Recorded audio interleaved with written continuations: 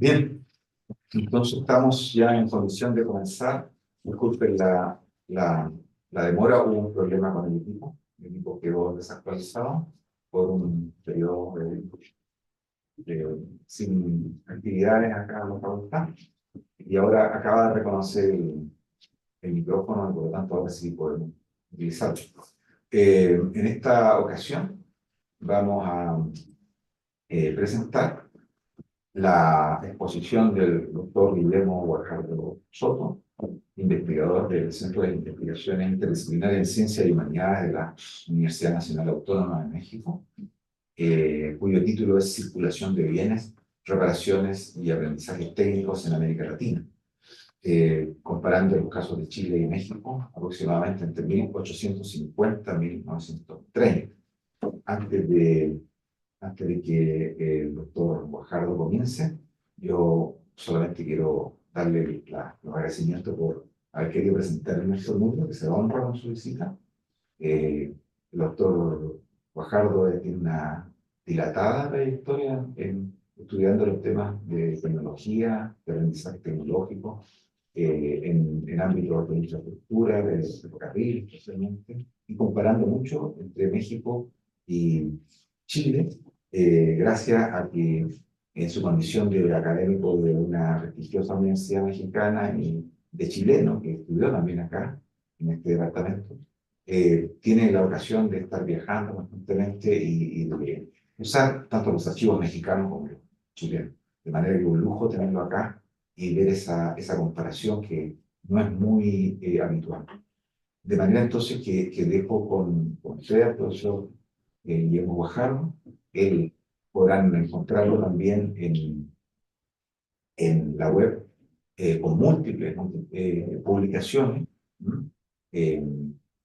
También ha dirigido y ha estado a cargo de diversos proyectos de investigación. Tiene estadías en distintas universidades nacionales e internacionales y luego también, ¿no es cierto?, él tiene una multiplicidad de papers publicados también sobre estos temas.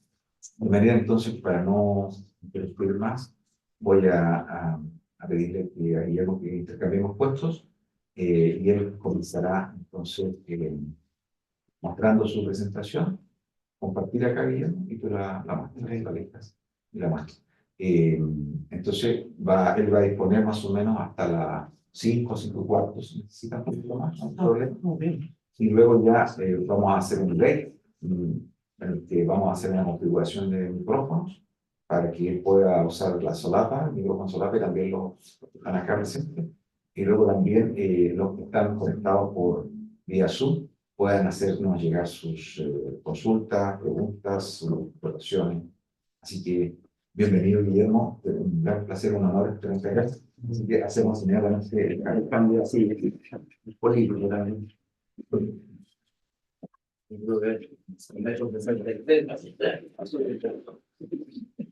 La presentación ya está acá. Claro. ¿Quieres que te la deje? Sí.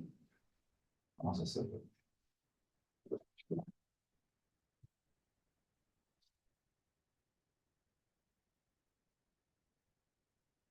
Y ahí le voy dando con los botones. Voy a hacer las chicas. Sí, aprobando. A ver, no entendí. Por lo menos de esa parte. Creo que con cada locura. Sí.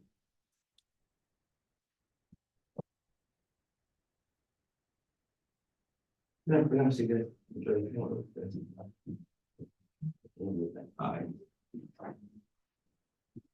Ahí, con los botoncitos. Con esto, ok. Bueno, gracias por la invitación del doctor Mario Matus, a quien conozco ya de 88 años. No, más o menos, yo entré en el año 31, cuando desarmaron el pedagógico y nos fuimos a Agustina a 1831. Y Mario entró después, en realidad tuvimos más interacción cuando tratamos de hacer una chuchada asociación de deudores de la Universidad de Chile. Y siempre hemos estado en los temas de historia social, historia del trabajo, más material. Yo admiro el libro Los hombres del metal. O sea, en su momento lo leí así, y ahora lo estoy volviendo sobre él. En realidad, los hombres del metal son hombres que reparan cosas, dándole un giro a tu mismo, a tu libro. Entonces, yo estoy un poco en el tema de los hombres del metal, de la gente que empezó o que fue paralela a la industrialización del siglo XX. Bueno, uno de mis intereses iniciales, cuando yo estudiaba en la Universidad de Chile, era ver el trasfondo de los procesos de industrialización.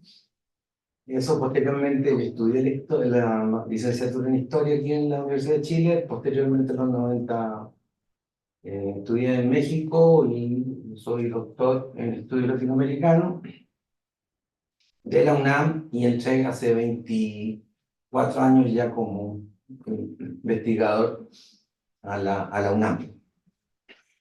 Ahí tenemos una estructura que son de facultades, institutos y centros. Entonces los centros y los institutos fundamentalmente se dedican al posgrado y a la investigación. Estoy en un centro de investigación que es interdisciplinario. Tenemos historiadores, biólogos, físicos. Por lo tanto, se puede hacer como un juego de análisis histórico un poco más flexible.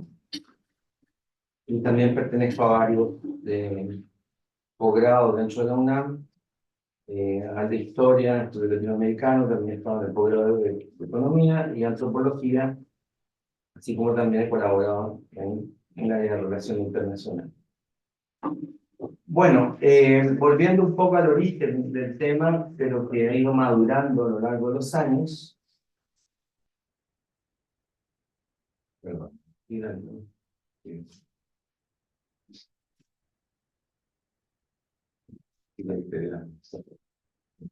No, ya. Bueno, cuando yo estudiaba en los 80 había todo un tema sobre los orígenes de la industrialización chilena. La tesis en ese momento yo la hice con el doctor Rolando Mellafe. También hay una beca del World University Service y mi tutor fue el doctor Gabriel Salazar. El cotutor de la tesis de licenciatura fue en su momento Luis Ortega. Entonces estaba todo este debate que empieza un poco de la gente que estaba estudiando en Inglaterra sobre los orígenes de la industrialización. Fundamentalmente es lo que llamaron nueva historia, un poco de historia económica, de bastante historia económica, pero más allá de los datos, era una historia que siempre me quedó la duda porque es una historia que no veía la técnica, ni la tecnología, ni la parte material. Entonces a mí me interesó la parte más bien técnica de estos productores de bienes y a lo largo de los años me fui dando que estos productores de bienes no hacían cosas muy nuevas, sino que incluso los materiales eran, se usaban materiales viejos y en algunos casos era casi un reuso, que es bastante frecuente en la industrialización chilena y de otros países latinoamericanos hasta la década de los 30, que es básicamente el inicio formal de lo que se llama industrialización por sustitución de importación.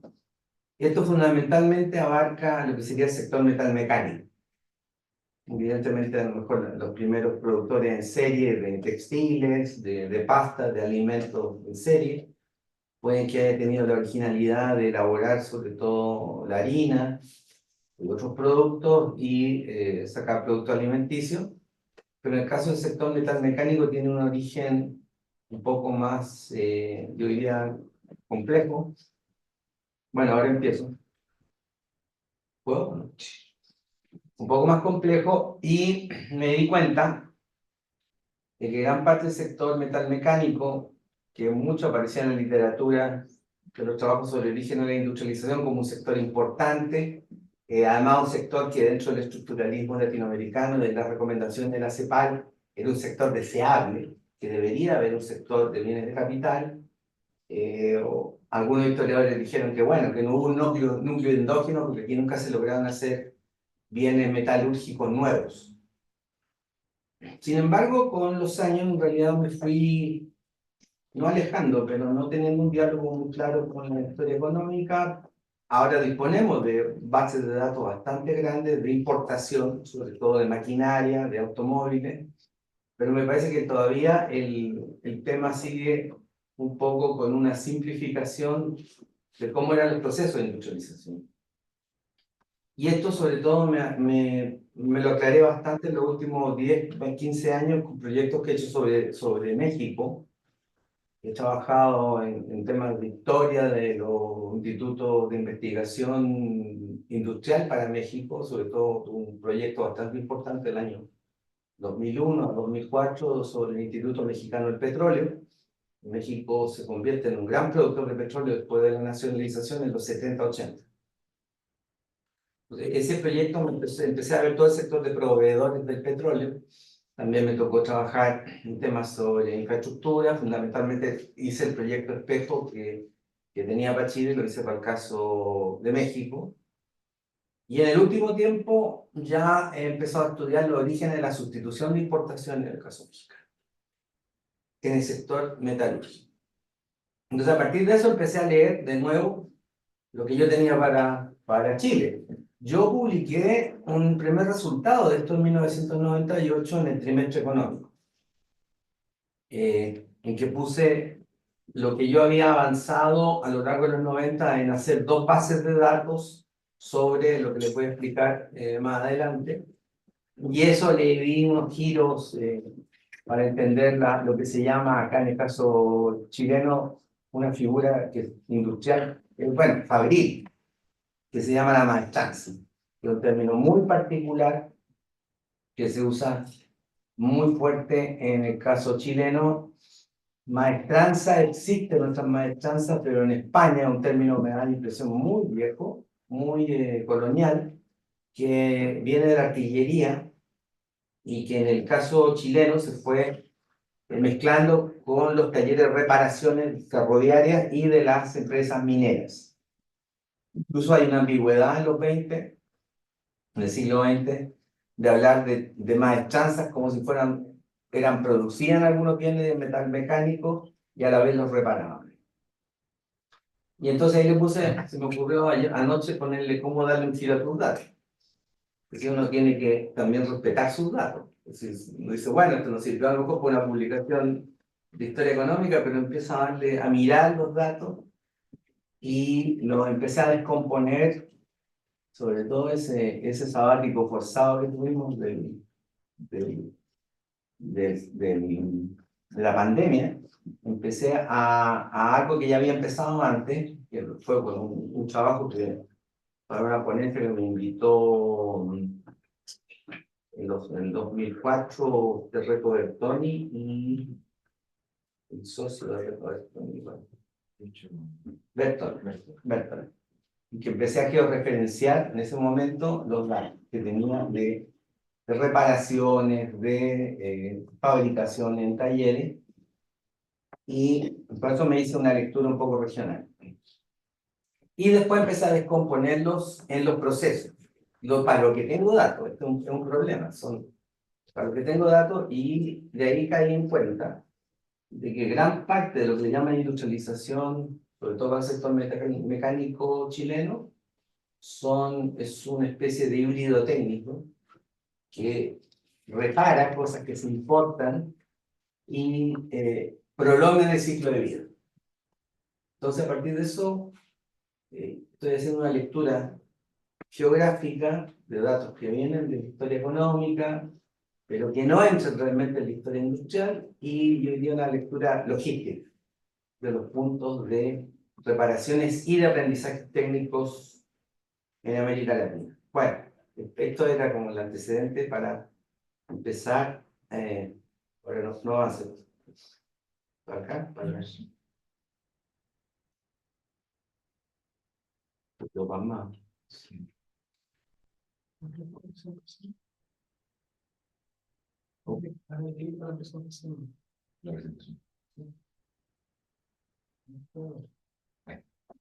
Acá, sí. Bueno, entonces el propósito de estructura de esta exposición es presentar los avances de un libro. A la edad que tengo ya no puedo seguir haciendo puros papers. Hay que llegar a algún momento en que uno tiene que pararse y pensar en todo el cuadro de la investigación, y entonces lo que presento acá es la estructuración, sobre todo lo que va a ser mi sabático que viene en 2025, que es escribir este libro sobre los orígenes de la industrialización, pero a través del uso y la reparación de bienes de capital. Entonces, esto también está en un proyecto más ambicioso de hacer un pequeño libro para entender la actividad de reparación y mantenimiento en América Latina. Creo que, porque vengo del Congreso Internacional de Historia de la Tecnología, que se hizo entre Shots y Icotec, que vamos a hacer un libro de perspectiva latinoamericana sobre este tema, tomando varios casos. Lo otro que proponemos es una estrategia para entender e identificar los lugares de reparación, considerando que es una actividad que requiere de tener un espacio determinado y durante un tiempo una maquinaria, un artefacto técnico para revisarlo, lo cual puede dejar huellas al ser una actividad permanente y rutinaria, especialmente en las tecnologías de transporte y la logística, pero es una actividad que no es registrada. La reparación es como una vuelta a lo normal, entonces no hay un registro claro de cómo se improvisa el asunto. Entonces se ve la entrada de un bien y cómo sale. Para eso yo propongo una definición de lo que entendemos por reparación y mantenimiento, cómo ha sido abordado en las ciencias sociales y la humanidad, el por qué ha sido ignorado, es un tema que en realidad ha sido bastante ignorado. En general, la historia económica no lo considera porque no producen bienes nuevos. Y yo me pregunto, si ha sido ignorado, ¿cómo encontrarlo en América Latina? Y para eso planteé una solución y ruta de análisis que poner atención en la producción de mercancías y procesos. Nuestra propuesta, la evidencia y lo que llamo lección. No tengo pretensiones de hacer 7 tesis fundamentales sobre este tema. Bueno, ¿qué es la reparación y el mantenimiento? De inicio es necesario entender qué es la reparación y el mantenimiento para la investigación. En este caso, yo que hago historia de la tecnología, pero también puede migrar a la historia económica. La primera que está dentro de los servicios, es decir, no está dentro de la producción, por lo tanto es una actividad que no le llamó, aunque pasaron por ella, encima de los datos. De hecho, estoy usando muchos datos secundarios de gente que pasó por el mismo tema, pero no lo vio. Es más, lo confundió. Es decir, donde había, ¿cómo era? 60 HP, un taller, maquinaria de vapor y salía una cosa por delante, eso era industria. No digo quién lo dijo, pero hombre, se dan cuenta quién. Entonces, eso para mí no es industria. Creo que los trabajos de Ducón muestran evidentemente que el agregado de industrial no es relevante a lo largo del tiempo, sobre todo hasta los 30 en el caso chileno. Segundo, son procesos que conforman una sola actividad integrada por 3 subprocesos, que generalmente se presentan como sucesivos: la revisión, el mantenimiento y la reparación. RMR, le puse el acrónimo en español. En el caso del inglés británico, creo que americano, hay una diferencia entre que lo consideran el overhaul, que sería como el repaso, y en el caso de la mirada más administrativa le llaman operación. Sobre todo, en este caso es como lo entiende la aviación.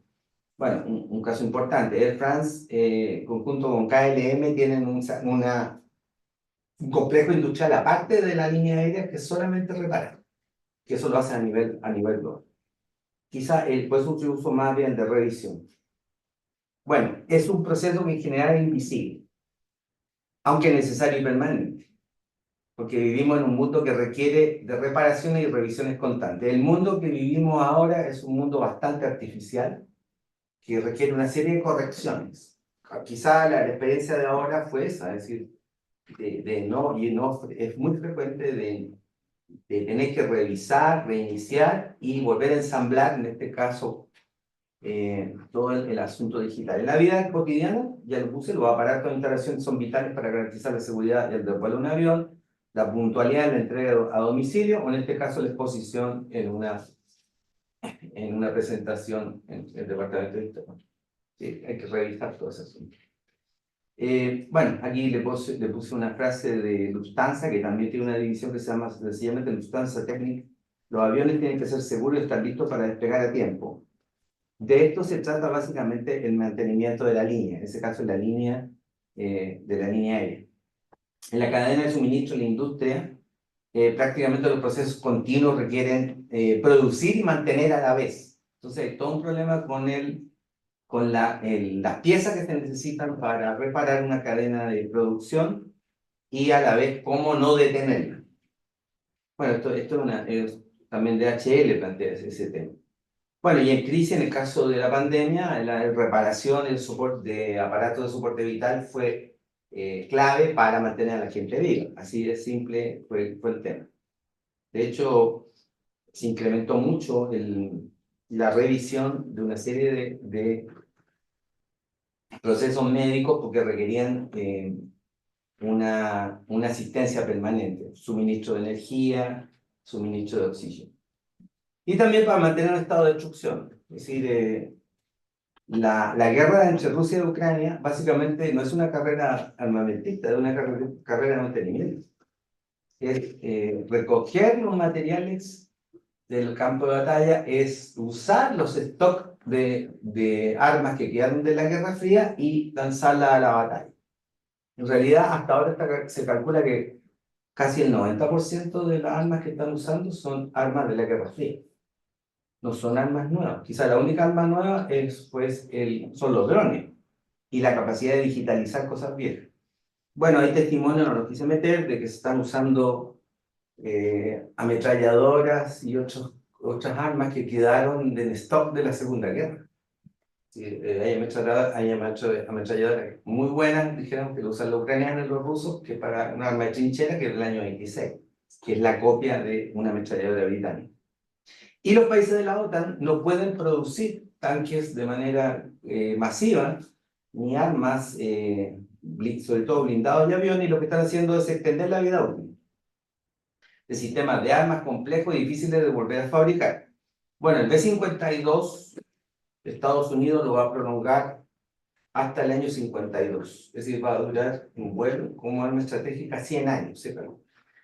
Las armadas de los países europeos de la OTAN, en este caso de Suecia, que está incorporando más fuerte, están volviendo a hacerle todo el overhaul y la reparación completa a submarinos construidos en el año 88. Bueno, son datos abiertos. Hay una cosa muy interesante que tienen los ucranianos, que es denunciar o sacarle en cuenta cuánto están usando de armas viejas. Este es un depósito que está cerca de la frontera con Mongolia, en Rusia, que muestra el armamento viejo, cómo lo van sacando las piezas y al final cómo van sacando los equipos nuevos y los mandan a la batalla. La gracia ahora que se puede traducir el ucraniano al español, al inglés, no más o menos puede hacer el seguimiento. Bueno, ahora, ¿qué nos importa a nosotros? Porque realmente estamos en la humanidad y las ciencias sociales. Le puse muy brevísimo repaso. Es una actividad que no era muy considerada en la arqueología, por ejemplo.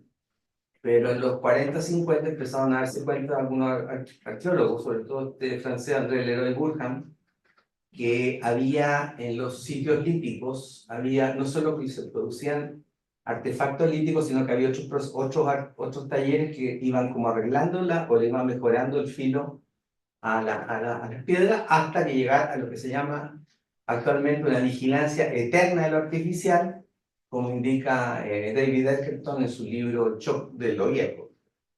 De manera nítida, ya empieza a asociarse al auge del sistema fabril, al incremento del comercio en el siglo XIX, la primera revolución industrial, la primera globalización, y que aparece en algo en las preocupaciones de Marx en el Capital, sobre todo en su discusión sobre el desgaste, pero no profundiza mucho más allá.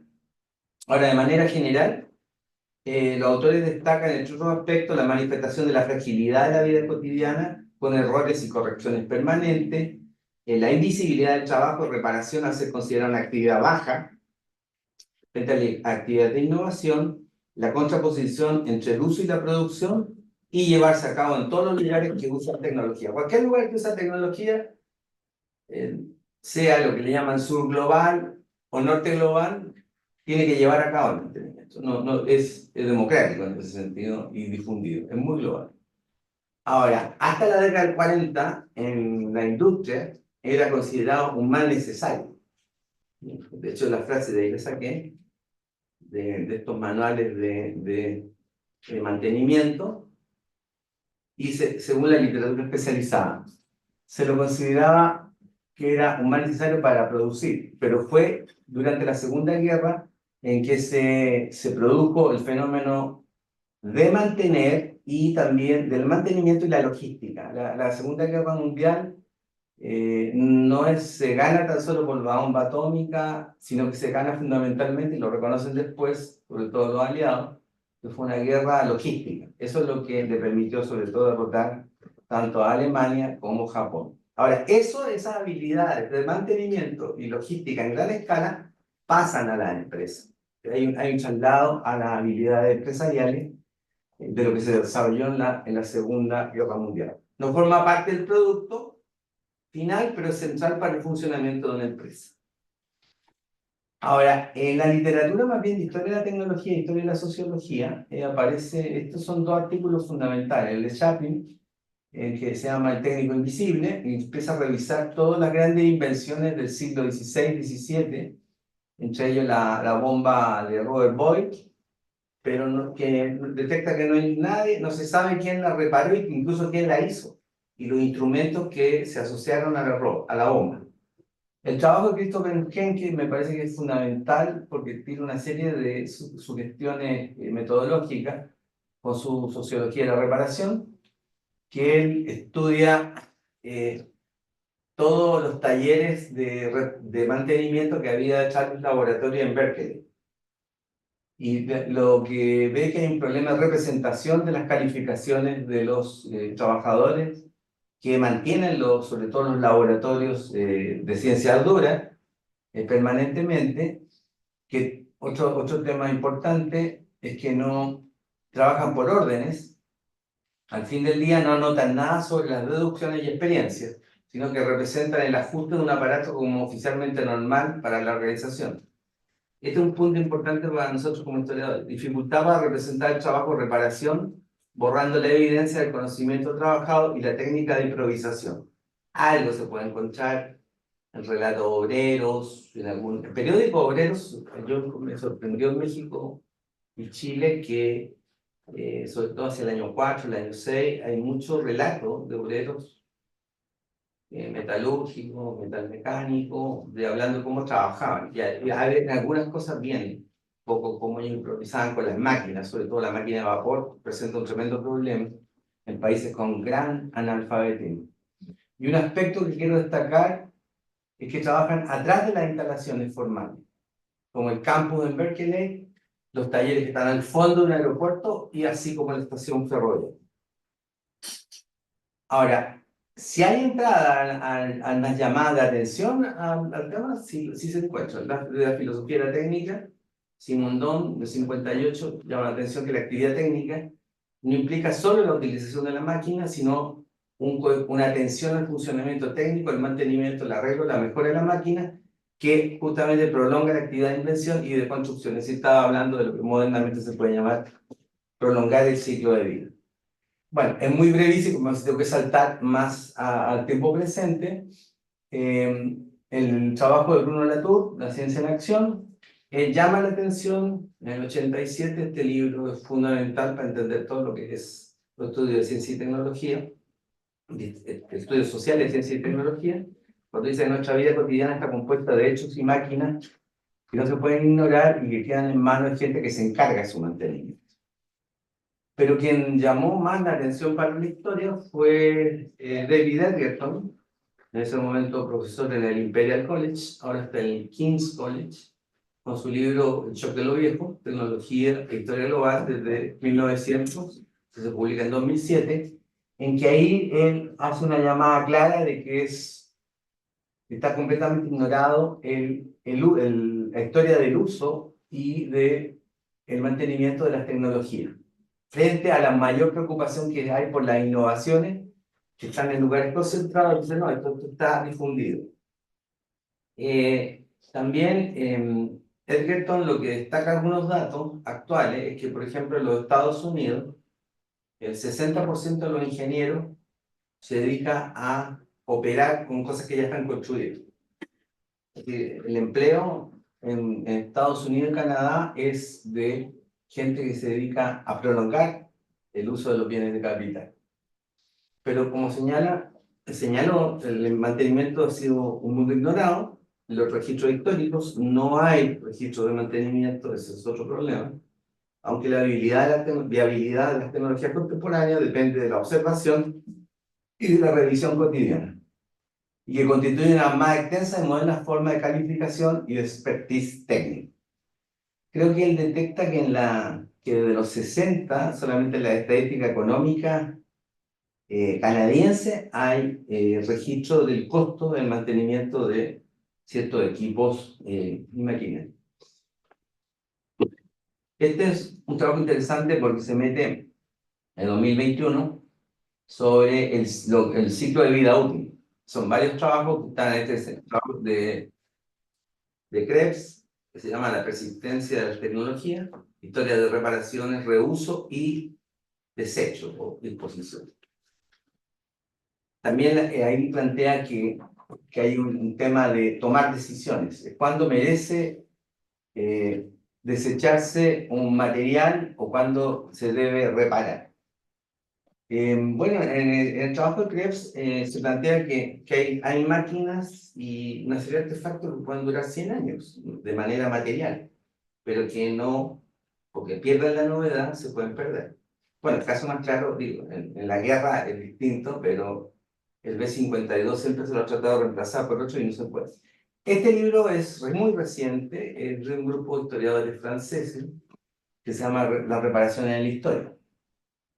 Justamente yo diría que es un poco ya la respuesta que lo vamos a ver un poco más adelante, a esta excesiva preocupación por la innovación. Yo pasé también por la preocupación por la innovación, sobre todo cuando tuve ese proyecto sobre la investigación petrolera en el caso mexicano, y me di cuenta que no había grandes innovación, sino que lo que había era una capacidad de México de tomar cosas que ya estaban, adaptarlas y crear lo que sería una plataforma de aprendizaje de los ingenieros.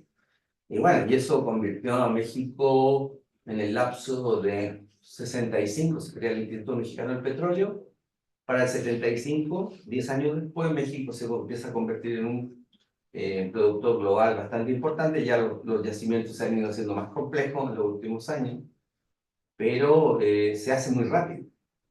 Entonces, justamente lo que llama la atención de este trabajo son muchos, es un libro bastante ancho, sobre el estudio continuo de que a lo largo de la historia de una serie de procesos que vienen, bueno, el caso de ellos también tienen un trabajo que parten por la arqueología. Yo di ahora hace poco un taller en el Museo Precolombino, porque el Museo Precolombino creo que este mes tiene una exposición sobre reparaciones, que es un poco ver cómo en el mundo precolombino las cosas se reparaban. Entonces hizo una serie de materiales que quedaron en bodega y empiezan a darse cuenta que algunos son cosas que están utilizadas, otras que trataron de arreglarse. Bueno, considerar los objetos como reparables significa también conocer su naturaleza técnica y darles una consideración que contraste con el consumismo y la obsolescencia programada. Esto es una crítica también al consumismo y la obsolescencia como algo necesario. Bueno, entonces le pongo, ¿por qué el mantenimiento ha sido ignorado? Algunas pistas.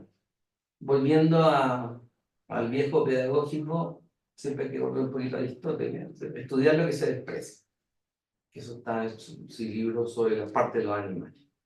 Entonces hay que buscar lo que se desprecia. Bueno, la primera es que se ha entendido la revolución industrial como una descalificación del trabajo y que los trabajadores de la industria se convierten en lo que llamó Marx en cuidadores de máquinas. Sin embargo, también aparece una nueva jerarquía en la industria, que están los operadores de máquinas, los alimentadores de las máquinas y un grupo numéricamente poco importante cuya ocupación consiste en cuidar toda la maquinaria y repararla de vez en cuando. Ahora, este trabajo de Adler llama la atención de que el tema, si bien fue planteado por Marx, no le interesó mucho o no lo siguió desarrollando. Pero aparece este tercer grupo que le llaman, el grupo de los que cuidan, el grupo de los que alimentan y el grupo que los repara. Bueno, la contraposición entre rutina y novedad. Los prejuicios científicos han creado la imagen negativa de las actividades rutinarias como contraria a la creatividad y la innovación. Bueno, este trabajo de Ralph y Scranton está básicamente de lo que sería la tendencia del business history, que destacaron la importancia de la rutina en la empresa moderna. La empresa moderna es una organización que necesita mantener rutinas.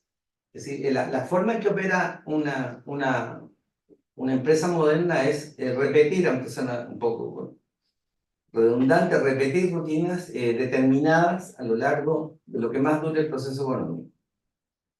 Y también que estos procedimientos se pueden codificar, se pueden transmitir sin coste alguno, articulan actividades diversas, en donde los propios actores aprenden a trabajar de manera conjunta y que con el tiempo, como les puse, se vuelven buenos en ello, en hacer las rutinas. La emergencia en la rutina, lo recomiendo, es un muy buen libro, porque muestra varios casos de cómo se van, sobre todo en el caso estadounidense, la estandarización, la normalización va creando rutinas reglamentadas. Bueno, este libro me parece que también es importante para leer para los historiadores porque se llama La obsesión por lo nuevo y la innovación, que es una crítica a esta idea de que se comercializan todos los productos como disruptivos. Vincent y Russell señalan, en cambio, que la búsqueda del crecimiento a toda costa ha hecho olvidar las actividades descuidadas como el mantenimiento y la conservación. Ponen varios casos, sobre todo critican toda esta ideología de la nube o la idea de lo digital como algo que siempre está en formato, es decir, en versión beta, ¿ya? Y como que se puede reparar y parchar, pero es un mundo que no tiene materialidad. Y justamente una de las cosas que señalan es que la expansión suburbana va creando una serie de desafíos de mantenimiento. Las redes, las economías de redes, que a veces los gobiernos las van expandiendo, después se tienden con el problema de las reparaciones aplazadas que no pueden afrontar. Si son los usos y procesos entendidos, aunque ignoraban la historia, ¿dónde y cómo encontrarlos en América Latina? Bueno, el problema sería cómo encontrarlos. Ahora, yo le puse ahí una aproximación, sería releer la historia industrial y tecnológica buscando los procesos de aprendizaje laboral. Es decir, no es posible de que se diga, bueno, a partir de la ley de sustitución de importaciones, en el lapso de 10 años empiezan a producirse cosas. Bueno, ¿dónde salieron los trabajadores? ¿Qué maquinaria había? En un momento además que eso le afectó la depresión del 29, y después con la Segunda Guerra Mundial no había un mercado de maquinaria nueva que pudiera ser disponible. Pero bueno, ¿cómo empezaron los países a sustituir importaciones? Bueno, ahí está el trabajo de Stephen Haber sobre México, en que él plantea que desde los 30 hasta los 50, en el caso mexicano, utilizó capacidad ociosa de las plantas que ya existían. Y que después en los 50-60 viene realmente dijéramos, el golpe de inversión que va a crear, que ha convertido a México en un gran país con producción industrial. Yo lo que planteo es detectar los lugares tanto de producción industrial, que sería el ideal de la historia industrial, pero también dónde se usaron los artefactos. Considerar una aproximación geográfica y logística para fijar en el espacio esos procesos asociados a la cadena de bienes y de suministro. Bueno, el tema en todo caso fue planteado, es decir, en la literatura sobre industrialización y desarrollo en América Latina, por ejemplo, Albert Hirschman en el 58 llamó la atención de que los países latinoamericanos estaban industrializando de manera muy acelerada, pero que no le estaban poniendo atención a que estaban comprando equipos muy caros y que no los sabían reparar. Entonces planteó que esta situación podía ofrecer la oportunidad para entrenar mano de obra y ser la base real para el desarrollo industrial, que podía adquirirse en el hábito del mantenimiento y de ahí extenderse al resto de la economía. Obviamente no, eso no le interesó. Sí hay toda una idea con las escuelas de la historia de las escuelas técnicas, pero tengo serias dudas de que eso haya explotado de manera rápida. Ahora, la sugerencia sí fue, en los 70 sí había un problema que nos llamó la atención la Organización de las Naciones Unidas para el Desarrollo, la ONU, la ONUDI, en los 70 cuando sacó este informe sobre el mantenimiento y la reparación en los países en desarrollo. Y se hace un balance de América Latina, Asia y sobre todo África, en que la maquinaria estaba tirada, en algún caso, maquinaria nueva, que no sea por no asumir una política de mantenimiento para prolongar la vida de los bienes, de bienes más caros y complejos. Mucho de eso, de esa maquinaria que a veces quedaba tirada, era maquinaria que después tenía que seguir pagándose con los préstamos de ayuda para el desarrollo. Ese viene el otro problema. Obviamente el tema no queda ahí, sobre todo en la crisis de los 70. Bueno, una solución de ruta que yo propongo es poner atención en la relación entre producción y proceso. Y esta es una lectura de la parte del libro de la ley de la entropía y del proceso económico de Nicolás Georgescu Roy. En realidad, es Nicolau Georgescu, como me dijeron el otro día, que era un rumano que había que corregirlo, que fue el padre de la bioeconomía, que tiene este libro del 71, que contribuyó a la teoría del comportamiento económico, considerando, él hace una lectura histórica. Tiene una parte de demostraciones matemáticas, pero tiene una parte de economía política y de historia en que empieza a revisar qué pasó con el sistema fabril, qué original que el sistema fabril cuando surge en el siglo XVIII, y él plantea que no solo se producen mercancías, que sería un poco la obsesión de Marx, sino que cada mercancía también está asociada a procesos y servicios, cuya idea se puede resumir en las siguientes entradas. Bueno, las entradas son varias, creo. Él plantea hasta la central que no solo producimos mercancías, sino también procesos, que en un mundo cambiante también producimos nuevos procesos. La otro asunto es que solo disponemos de observaciones escasas y fragmentarias para describir tendencias históricas y no tenemos acceso a la observación de procesos complejos. Por lo tanto, la aproximación siempre va a ser en partes. También llama la atención de que no tenemos más que mirar a nuestro alrededor, que en cualquier fábrica u hogar, normalmente los esfuerzos se dirigen continuamente a mantener en buenas condiciones el funcionamiento de todos los elementos del equipo. No importa que una máquina parezca vieja, esté dañada, abollada, pasada de moda, etc., mientras sea tan eficiente como cuando era nueva. Si uno revisa el equipamiento de muchas fábricas sustitutivas de importaciones, era maquinaria vieja. Bueno, por lo menos yo que lo conocí hasta los años 80, habían fábricas que usaban máquinas de los 30 y 50 adaptadas para hacer bienes nuevos. Los productos son creados y usados una y otra vez en una secuencia temporal de tareas hasta ser desechados. Por ello, una máquina es lo que llaman un stock de servicios de uso, de una manera más refinada en el sentido que una máquina es un fondo de servicio. Y sobre todo esta idea muy importante, los servicios están incorporados al producto y son procesos para mantenerlo creado.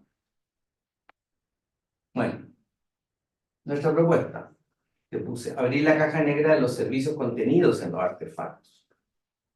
Considerar lo indicado por Georgescu Roy para lo que le llamo desempacar. ¿Cómo estamos en tiempo? ¿Ya ha pasado? Sí, pero... Bueno, no, lo termino rápido.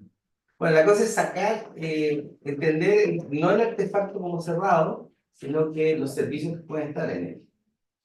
Y para eso yo tomo el caso, en este caso, el del ferrocarril, que fue el primer sistema sociotécnico de difusión global y también es una infraestructura. No es un tren, es un sistema sociotécnico de movilidad con una infraestructura permanente fija que se difundió a nivel internacional hasta los años 14, cuando llegó a cerca de 1.300.000 kilómetros de vía férrea en el mundo, y que además en el caso latinoamericano fue clave para la inserción de América Latina como un exportador de commodities, hasta los 30. Ahora, los ferrocarriles en sí contienen procesos de mantenimiento como un constante abrir y cerrar cajas negras, como locomotores y vagones, rompiendo la compactación de fábrica, desarmando las partes y componentes con técnicas, artes y oficios manuales, organizados en rutinas de improvisación para luego volverlos al tráfico. Y también, yo lo que llamo, contiene una actividad testigo de reparación, mantenimiento, de revisión, mantenimiento y reparación, como en la fabricación de refacciones y en ciertos casos de material rodante. Entonces se desarrollan habilidades manuales para prolongar el ciclo de los equipos importados, algo clave en países no industrializados antes de la década del 40. Bueno, y en ese sentido, la aproximación yo lo hago a través del taller. El taller de reparación permite fijar en un lugar determinado ciertos procesos en espacios e instalaciones determinadas, lo cual nos entrega una dimensión a nivel de piso territorial para tener una lectura procesal a partir de los nodos y corredores logísticos en los que se pide el ferrocarril para mover bienes y personas. Bueno, aquí hay esta viñeta es muy buena, porque es el caso español, de que son una viñeta de la agrupación de constructores españoles de vagones, que recarga, que además se asocia justamente a puntos logísticos en España. Son los puertos, Valencia hacia Madrid, Cataluña, el norte, la provincia de Pasca, y el sur. Todo coincide con puertos y terminales ferroviarias en que se asocian, ahí se dieron aprendizajes tecnológicos y también productores. La evidencia. Yo lo que tengo son dos bases de datos, aquí se me pasó un poco, le puse 30, pero no llega hasta el 50. La más va de 1850 a 1950, el producto de una prolongada investigación archivística del autor en lo que sería minería de datos, no disponibles en estadísticas oficiales porque no se consideraban productos industriales formales. Para Chile hemos logrado registrar un total de 7.187 vehículos ferroviarios, vagones de carga, pasajeros, auxiliares y locomotoras construidos localmente entre 1850 y 1926. Yo lo corté en el 26 porque después viene también el proceso sustitutivo y en general en las estadísticas y en los datos que yo vi de informes de las empresas se deja registrar eso, sobre todo en el año 29. Ferrocarriles del Estado y otras empresas están preocupados de las cosas contables. Entonces, como que eso cambia un poco los informes, cambia la cultura de estilo británico, de escribir mucho la parte de lo mecánico, y empieza a concentrarse más en el modelo americano de una contabilidad mucho más financiera. Y para México detecté menos vehículos, 932, en talleres ferroviarios hasta la década del 50, ahí lo corté porque en los 50 se crea una industria sustitutiva oficial para construir vagones, porque el problema de México no era la importación de vagones, sino la renta de vagones en Estados Unidos. México le llama subglobal, pero es un país americano. Si las carreteras y los ferrocarriles y los sistemas eléctricos son un continuo desde la frontera con Guatemala hasta Canadá. Bueno, y aquí tiene algunas particularidades. Bueno, hasta ahí ese es el México vinculado directamente al gran polo ferroviario de los Estados Unidos y Chile lejano y aislado de grandes redes. Chile es un país que no está conectado a las redes locales. No tiene vinculación con las redes argentinas, salvo en el 49, cuando se construye lo que sería Socompa, y las líneas sobre todo con Bolivia, pero es un sistema aislado. Bueno, esto es importante para explicar algunas dinámicas. Bueno, México, uno dice, bueno, el país es enorme, 1.900.000 kilómetros cuadrados, 23.000 kilómetros de vías, y en cambio su producción local fue tardía y muy escasa hasta los 50. Y da totalmente al interior de los ferrocarriles consistente en 932 vehículos, es lo que yo podría determinar. Póngale, si encuentro mil más sería importante, pero seguiría siendo mucho menor. He revisado 2 veces la fuente. Corregí el dato de Chile, era un poco mayor, pero lo volví a reclasificar porque encontré que algunas cosas estaban mal clasificadas y se achiqué.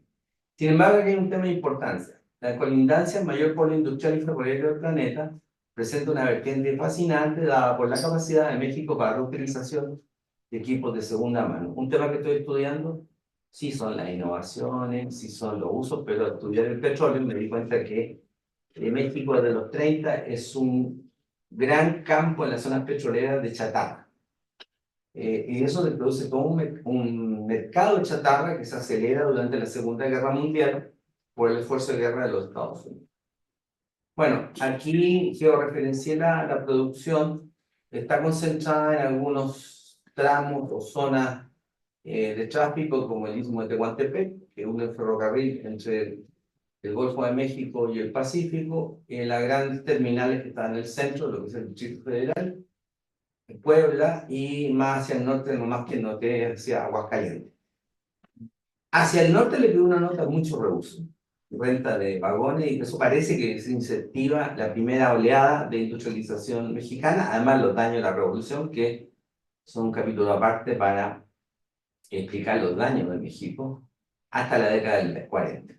Bueno, solamente detecté 8 unidades de fabricación de locomotoras que coinciden en general con los puntos logísticos, muy poco.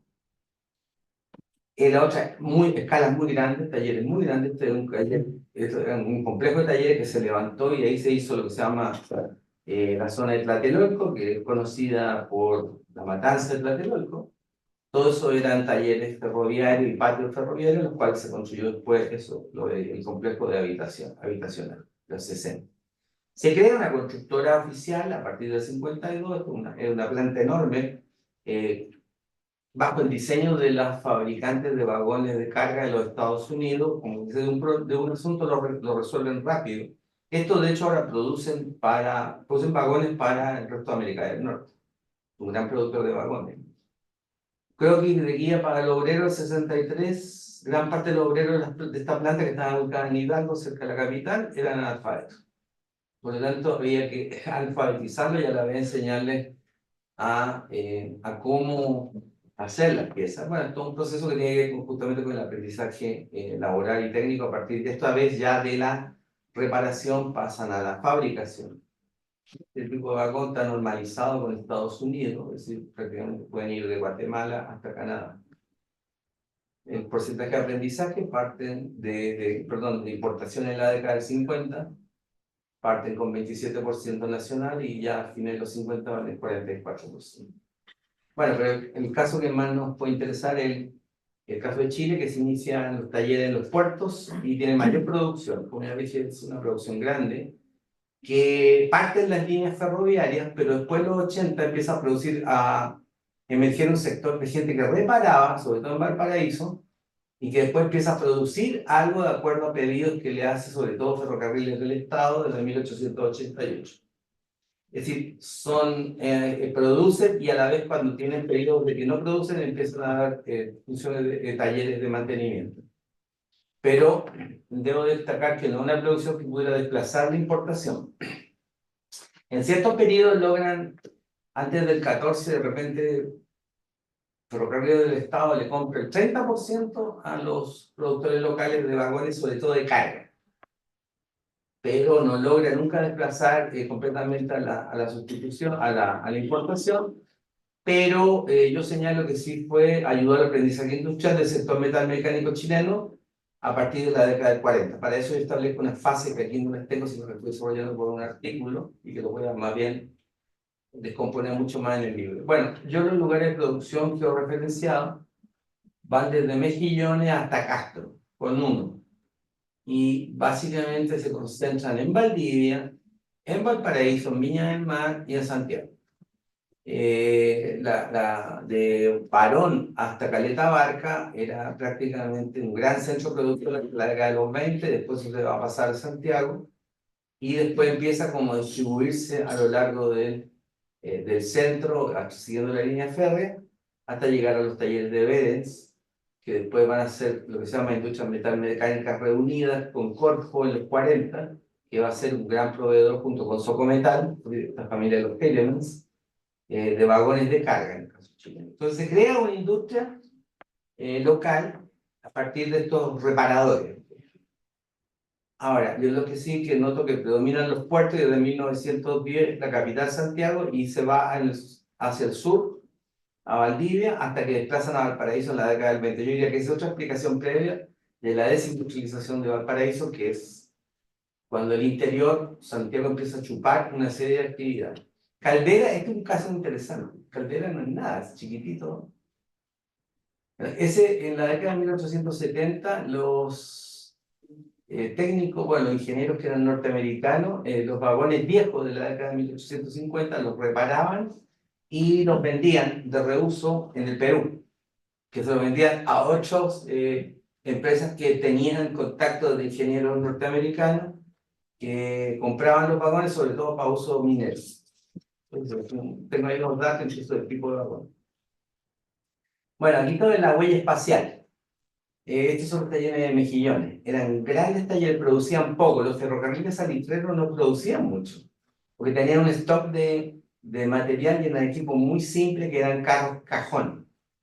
Y produjeron ahí una locomotora, creo, pero era un taller que básicamente es reparación. Está mal clasificado en el trabajo que hacen Ortega y ese de la enlace con la minería, la Pinto, porque no da los datos para eso. Así que produzcan una locomotora, pero lo importante es que ellos preparaban miles de vagones.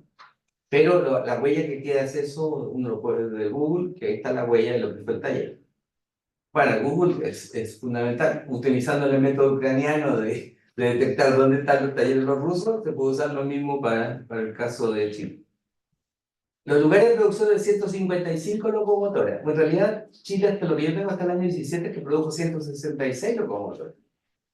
Fundamentalmente se hacen en Valparaíso y en Viña del Mar, y en Santiago, y otras dos se hacen en Concepción, pero fundamentalmente son talleres ferroviarios del Estado.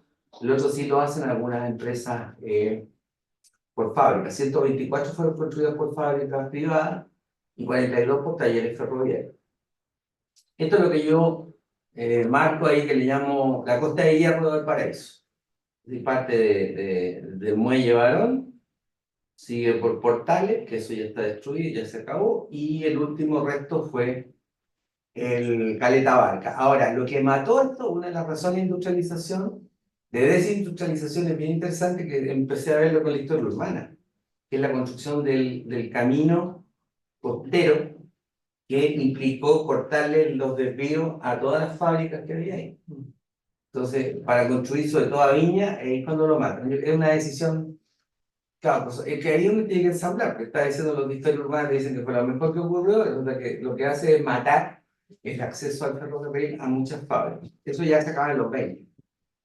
Hizo el punto amarillo es a Balfour Lyon, y en el año 20 se le dice que ya no le pueden dar servicio porque va a pasar la carretera y ya no puede tener desvío.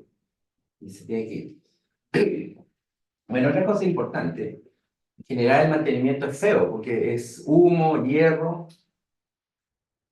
Esta es una de las pocas fotos que yo he conseguido quemándome la vista de la costa, lo que llamo yo la Costa de Hierro. Este es el muelle de Balfour Lyon, que estaba como ahí por Portales, antes de la curva. Después venía el fuerte Andes, y después viene lo que sería Barón. Entonces se ve la marca ya industrial o la marca fabril de hierro que tenía el año 6. Bueno, otra cosa que sí dañó a algunos talleres que eran proveedores fue el terremoto. Terremoto sobre todo, donde está ahora la sede de la Universidad Católica de Valparaíso. Todo ese predio era de un taller que hacía vagones de carga, y también hizo algunos equipos para el tranvía de Valparaíso. El gran taller de producción ferroviaria de Valparaíso, la estación de maestranza y lo que hace la workshop de Barón, de la empresa ferroviaria del Estado, hacia el 30. Era muy grande. Prácticamente abarca lo que se llama la Casa de Piedra, y también ganaron terreno al mar. Además estaba el muelle fiscal, en el que se bajaba carbón. Después el muelle Vergara se dedica a bajar petróleo. Por eso el grupo Angelini es una herencia de los depósitos de petróleo que se instalan hacia la zona de Viña del Mar, Reñaca y todo eso. Bueno, este era Livermore, que estaba en Caleta Barca, que era astillero y era maestranza, e incluso hacia el año 18 empieza a armar autos. Empiezan a armar autos y camiones europeos, británicos, que eso después empieza a competir cuando llegan los 20, la Ford, y se instala en Santiago en exposición. Esto justamente ya ahí le matan el mercado de armado de autos británicos y camiones británicos. Soy mejor dibujando que haciendo PowerPoint. Esta es la muestra. son mis dibujos técnicos, son míos. Esos son los tipos de vagones que se hacían en Chile entre 1880 y 1905, que tenían componentes de madera y de hierro. Y después el modelo de acero, que se introduce sobre todo con los importadores belgas, que empieza a difundirse sobre todo para mover piedra, y el otro era sobre todo para ganado y sacos. Bueno, yo rescaté algunas cosas. Perdón, ya me fui para atrás. ¿Cómo puedo volver para atrás? A ver, ahí sí. Ya. ¿Acá? Sí. Bueno, yo rescaté algunos planos de la Maestranza San Bernardo. Estos son planos guías para reparaciones y fabricación. Este es de 1887. Le saqué copia en amoníaco. Y bueno, todo lo vendieron como papel viejo. Y yo diría que este es como el libro síntesis, con eso termino. El texto balance de las habilidades técnicas, el handbook que desarrolla Ferrocarriles del Estado en el año 25, que es la forma normativa en que ya pueden hacer transformaciones, pueden hacer construcciones, reconstrucciones y desarme eléctrico. Sí, para el año 25 por lo menos Chile ya tenía. Yo encontré uno parecido para el caso mexicano, pero un poco más tardío, yo diría que es para los 40, 50, pero más bien para transformaciones más que construcción. Bueno, la lección es que lo primero es reconocer que solo disponemos de observaciones escasas y fragmentarias de actividad con nulos o pocos registros. La ubicación de lugares de reparación ayuda a identificar los procesos de servicios contenidos en las tecnologías y por allí pasar. Al requerir instalaciones para detener un artefacto, los procesos de reparación, dejar una huella urbana, social y arqueológica documental, lo que nos puede tener una estilizada historia de mantenimiento situada. Esto permitiría reconstruir las rutas de uso y del ciclo de vida útil de una maquinaria a través de sus paradas. Avanzar más allá de una visión patrimonialista estática de solo preservar instalaciones como antiguos talleres sin saber qué estaba contenido dentro de los talleres. No se saben los procesos, la maquinaria y lo que ocurría en su interior. Entregar una historia no centrada solo en la producción de bienes nuevos, muchos fabricados durante décadas con maquinaria vieja, sino en su uso, el aprendizaje para observar, revisar e improvisar una solución para mantenerlo en funcionamiento bajo condiciones adversas. Ello entrega una visión de la historia de la tecnología y de la historia industrial que ha ignorado a los híbridos técnicos, las soluciones flexibles y la improvisación local. Finalmente, una cosa que yo noto que también he sido profesor del posgrado de urbanismo, y si uno pone los datos y empieza a darse cuenta que aquí hay talleres, aquí hay otras cosas, empieza a darse cuenta que hay como clúster o barrios, que son barrios que se asocian a otras actividades anexas, sobre todo al transporte, la logística y el uso de materiales reciclados. Bueno, y como es el tango, tan, entonces termina ya. Bien, gracias. Muchas gracias, Guillermo. Entonces vamos ahora, les voy a pedir que hagamos un pequeño descanso de 3 minutos para configurar micrófonos y Ya, video, y nos reinstalamos. y yo creía que la era verdad. ¿No? Todo bien, creo que... Ahí está, guillermo.guajardo@unam.mx, el que quiera revisar. Tengo la página de ResearchGate, me gusta mucho más que la de Academia, y eso está. Tengo ahí 64 publicaciones. Vamos entonces ahora a dar vía la cámara, con la que vamos a ir haciendo las preguntas y comentarios. Voy a, para que no se sienta intimidado, la cámara para allá un ratito. Como el Ministerio Público, ¿no? Luego voy a también configurar el micrófono, que ahora debiera ser el...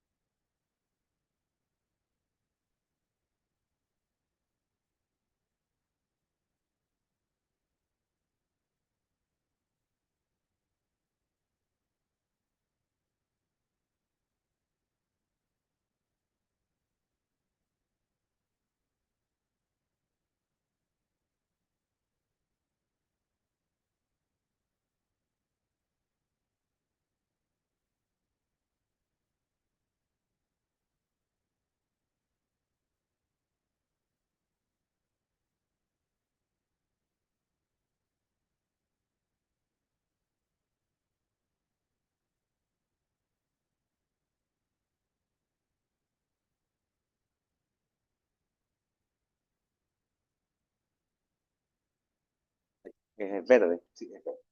Ahí está. Aló, aló. ¿Prueba? ¿Escucha? Escucha, escucha. Ah, ya.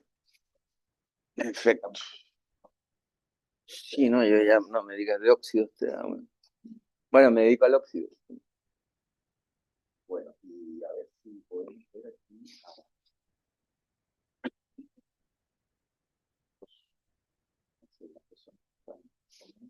Esta es la otra que tenemos, la otra cámara. ¿Cuál es la donde aparecen más personas? Tenemos a tres. A tres. A dos personas. Tres son multitud, es una serie. Entonces, bueno, vamos a inicio entonces ahora la ronda ya de opinión, de consulta, de preguntas al profesor Gonzalo. Y como ven, ya como ya tradicional, vamos a escuchar las primeras dos o tres, ¿no es cierto? Que quieran apuntarse. Así que ustedes me dicen y yo les llevo el micrófono. Entonces, Oscar primero. Va para allá el micro. ¿Me quedo aquí mismo? Sí, tú con esa. Okay. Gracias. Verifica que están verdes. Sí, están verdes.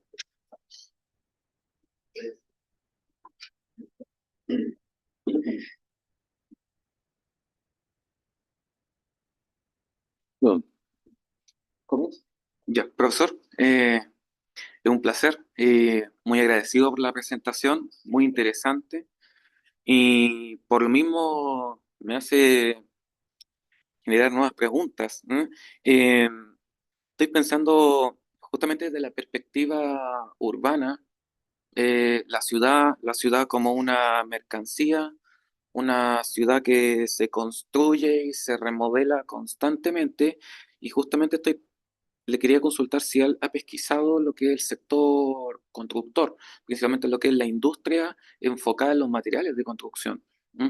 Eh, eh, es- por ejemplo, acá en Santiago, en Maipú, hay un clúster especializado en materiales de construcción, eh, materiales como pizarreño, cemento, acero, que son usados para la fabricación del hormigón armado. Y justamente estaba pensando también, y si a usted le parece, eh, que hay un elemento que a mí que me complejiza, porque si bien claro, la ciudad que se moviliza como una mercancía donde se generan amplios programas habitacionales para construir nuevas viviendas, nuevos edificios, pero también está esa lógica de remodelar la ciudad, es fragmento de la ciudad, y en ese sentido entran elementos como la reparación o la demolición. La reparación en el sentido de aplicar tecnologías como curado del concreto, cambio de fachadas, o también lo que es la demolición, lo que es volver a edificar. Entonces, sí, preguntarle bien si estaría de acuerdo con esa perspectiva y principalmente también si usted ha podido estudiar desde ese ámbito urbano lo que son el sector de los materiales de construcción, esa industria principalmente. Eso.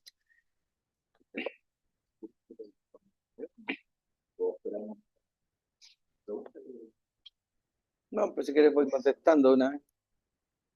Mira, específicamente, perdón, lo de no he estudiado el sector, pero esto de los clústeres yo creo que sí tiene una historia más vieja. Eh, bueno, eso es la ruta de Cerrillos, Pajarito, todo eso es la nueva industria que no requiere ferrocarril, sino que se hace en base al abastecimiento que viene del puerto de San Antonio. Entonces, hay una historia que empieza como en 1910, porque está la compañía de gas y después se van haciendo como industrias que son un poco bastante tóxicas, dicen. En esa zona, Pizarreña, acuérdate que tiene el problema del asbesto.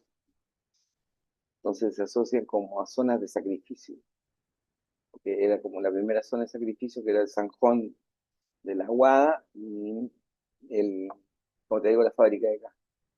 Ahora, claro, yo no, lo que estoy trabajando, y para el libro de Santiago, de Chile, en realidad, que encuentro que está la Costa de Hierro que le llamo, pero también existe un eje, en el caso de Santiago, que salió eso ahora en un capítulo chico que hice para la historia de la ciencia y la tecnología que sacaron Carlos Sangüesa, Nelson Arellano, Cecilia Ibarra, en que hablo que para Santiago hay un eje de hierro que parte de Yungay y termina más o menos en esa zona, es decir, termina como una exposición. Y toda esa zona siempre fue considerada como una zona o para actividades sucias y la compañía de gas. Entonces, ahí tengo más claro eso, pero no me he dedicado auténticamente a estudiar el sector del cemento y más bien lo que estoy haciendo es una lectura de ponerle tecnología a la historia urbana, de otra tecnología de hierro. Para México terminó una investigación larga que justamente el libro se va a llamar La ciudad de hierro, porque es como la costa de hierro, el ferrocarril en los 50, 60 lo sacan de la Ciudad de México, porque le abren el camino al automóvil, que se parecía a un proceso muy de americanización que ocurre en el caso chileno con Valparaíso. Valparaíso Viña es como el experimento de meter el concreto y de hacer una carretera de estilo americano y después hacer una carretera escénica al estilo californiano que iba hacia las dunas y todo eso, que ahora se convirtió en esta monstruosidad de construcciones que hicieron ahí. Entonces, eso en los 20 se parece bastante al caso mexicano, pero esa es la aproximación que yo hago espacial. No, lo otro sería como errado y pretencioso que te dijera que conozco el sector, pero sí se pueden asociar zonas aparecidas. Yo noto que una cosa que falta estudiar, me parece, en Chile son las zonas de sacrificio, porque sí son zonas de sacrificio. Y ahora, si uno va viendo la población Vergara para allá, el muelle Vergara, ahí viene el petróleo en los 20, y si uno lo va pasando para el norte, llega hasta Quintero, Concón, todo eso, y esos son los sacrificios, Puchuncaví. Entonces, había la intención de que todas esas actividades sucias se llevaran para allá. Y en el caso de Santiago, muchas actividades sucias a partir de la compañía de gas se llevan hacia Maipú. Yo en el tema del asbesto, yo no sé cómo no sé si lo han tratado, porque Pizarreño sí usaba asbesto para lo que se llama, no fonolitas, sino las tejas de gris. Es lo que puedo. Como decía en México, es lo que hay. ¿Uno de ustedes quiere también formular otra pregunta? Oscar, eres tú. Alejandro. Bueno, primero que todo quisiera agradecer la presentación. Me parece un tema muy interesante y efectivamente es un tema que se encuentra en general, como siempre, en la sombra y muy poco trabajado y es un tema muy gris, que uno casi nunca considera en el sentido de que siempre uno se fija en la producción como en la producción de los bienes finales y no de los intermedios. Eh, y en ese sentido, yo quería preguntar si ha podido encontrar información sobre los niveles salariales, los niveles de ingreso de los trabajadores de estos rubros, si hay alguna diferenciación en los que se dedican a la producción o en los que se dedican al mantenimiento, y si habían como diferencias, por decirlo, de volumen, de número de trabajadores, que una actividad era considerada más importante que la otra, o si tenía mayor número de trabajadores. Me parece muy interesante que a inicios del siglo XX Valparaíso fuera un centro de producción significativo, sobre todo pensando que la situación hoy día es diferente. Santiago concentra casi todas las actividades productivas, más avanzadas, industriales, o por eso por lo menos en la época que viene después eh, de la IDE. Y en ese sentido, solo por comentar, eh, me parece que eso puede ser un ejemplo de cómo finalmente eh, eso se da por el crecimiento de la ciudad de Santiago, que finalmente termina mostrándose cómo es la demanda la que termina dictando dónde termina siendo más conveniente cómo localizar las nuevas actividades productivas. Entonces, eso era como un comentario y preguntar si observaba como diferencia en los niveles de remuneración, el número de trabajadores en estas actividades. Bueno, ¿Sabes que ese tema también lo maneja Mario? Es decir, por la cosa de los niveles salarios, ha hecho bastantes investigaciones, pero te doy un dato que yo encontré hace el año 14. La gente que trabajaba en maestranzas de ferrocarriles del Estado, pues sí, eran como 5.000, más o menos. Pues si tú le sumas todos los ferrocarriles, llega como a los 7.000, el sector de maestrancinos, que se llama, el tipo que trabajaba en las maestranzas ferroviarias. Bueno, el sector de industrias, que le llaman metalmecánica, tenía 6.000 trabajadores. Es decir, los que reparaban equipos eran mucho más grandes que los que aparentemente producían, porque hay otro problema, que es más complicado que la cosa de los salarios. ¿Qué producían? Entonces, ¿qué producían? Eran talleres que hacían artefactos de hierro. Bueno, la Fundición Libertad en realidad producía partes y piezas y algunos equipos completos, sobre todo que iban para minería, para agricultura, que se asocia además al otro clúster que era la Escuela de Arte y Oficio. La Escuela de Arte y Oficio no se crea para los ferrocarriles, se crea para la maquinaria agrícola. Y eso va creando todo el complejo de Matucana y Yungay, que se asocia, después sigue hacia el sur, los primeros talleres de ferrocarriles estaban hacia Borja. En 1905 se crea San Eugenio y se va equipando a poco. Y después están los talleres de San Vicente de Paul, que eran de la iglesia, entonces hay toda una zona de aprendizaje. Pero te diría que para el año 14, yo diría que el punto grande es 30. Ahí me falta comparar, tengo los tipos al estilo de Max Weber, de los tipos ideales de trabajadores, más me lo estoy haciendo porque tengo una base también que rescaté de fichas de trabajadores, sobre todo los talleres, y me estoy haciendo una idea. Ahora, evidente, Oscar, ¿cómo se llama? Chau, sí, Garrido. Sí, ellos han estudiado salarios y la gracia de ferrocarriles, sobre todo ferrocarriles del Estado, es que hay mucha información salarial. Pero, por lo que yo he visto, eran los mejores trabajadores en metal, sobre todo los talleres eran los mejor pagados. Y otra cosa, tenían estabilidad, cosa que el resto de los trabajadores antes de los 30 no lo tienen. Entonces, eran muy bien pagados los trabajadores de talleres frente a los trabajadores de la industria. Pero con lo que tú me planteas también yo tengo ese problema, es decir, que estamos hablando de industria del otro lado. Pero estos tipos eran claramente reparadores. Pero sí, los niveles salariales son, creo que un poco mejores que el resto de los trabajadores del sector de los fierros, digamos. Eso es lo que he estado, es lo que te podría decir. Es decir, los que reparaban fierro eran, en el año 14 eran más que lo que producían cosas de hierro en Chile. A esto otra cosa, yo no he sumado la minería, solamente estoy considerando los ferrocarriles privados públicos. Están las mineras y están los talleres de astilleros, los reparadores de barcos. Chile hasta los 70 era un país en América Latina y sobre todo en Sudamérica reconocido por tener muy buena calderería. Tenía muy buenas reparaciones de calderas, se hacían acá en Chile. Entonces, si le vas sumando una serie de actividades de reparación, vas a encontrar un mundo.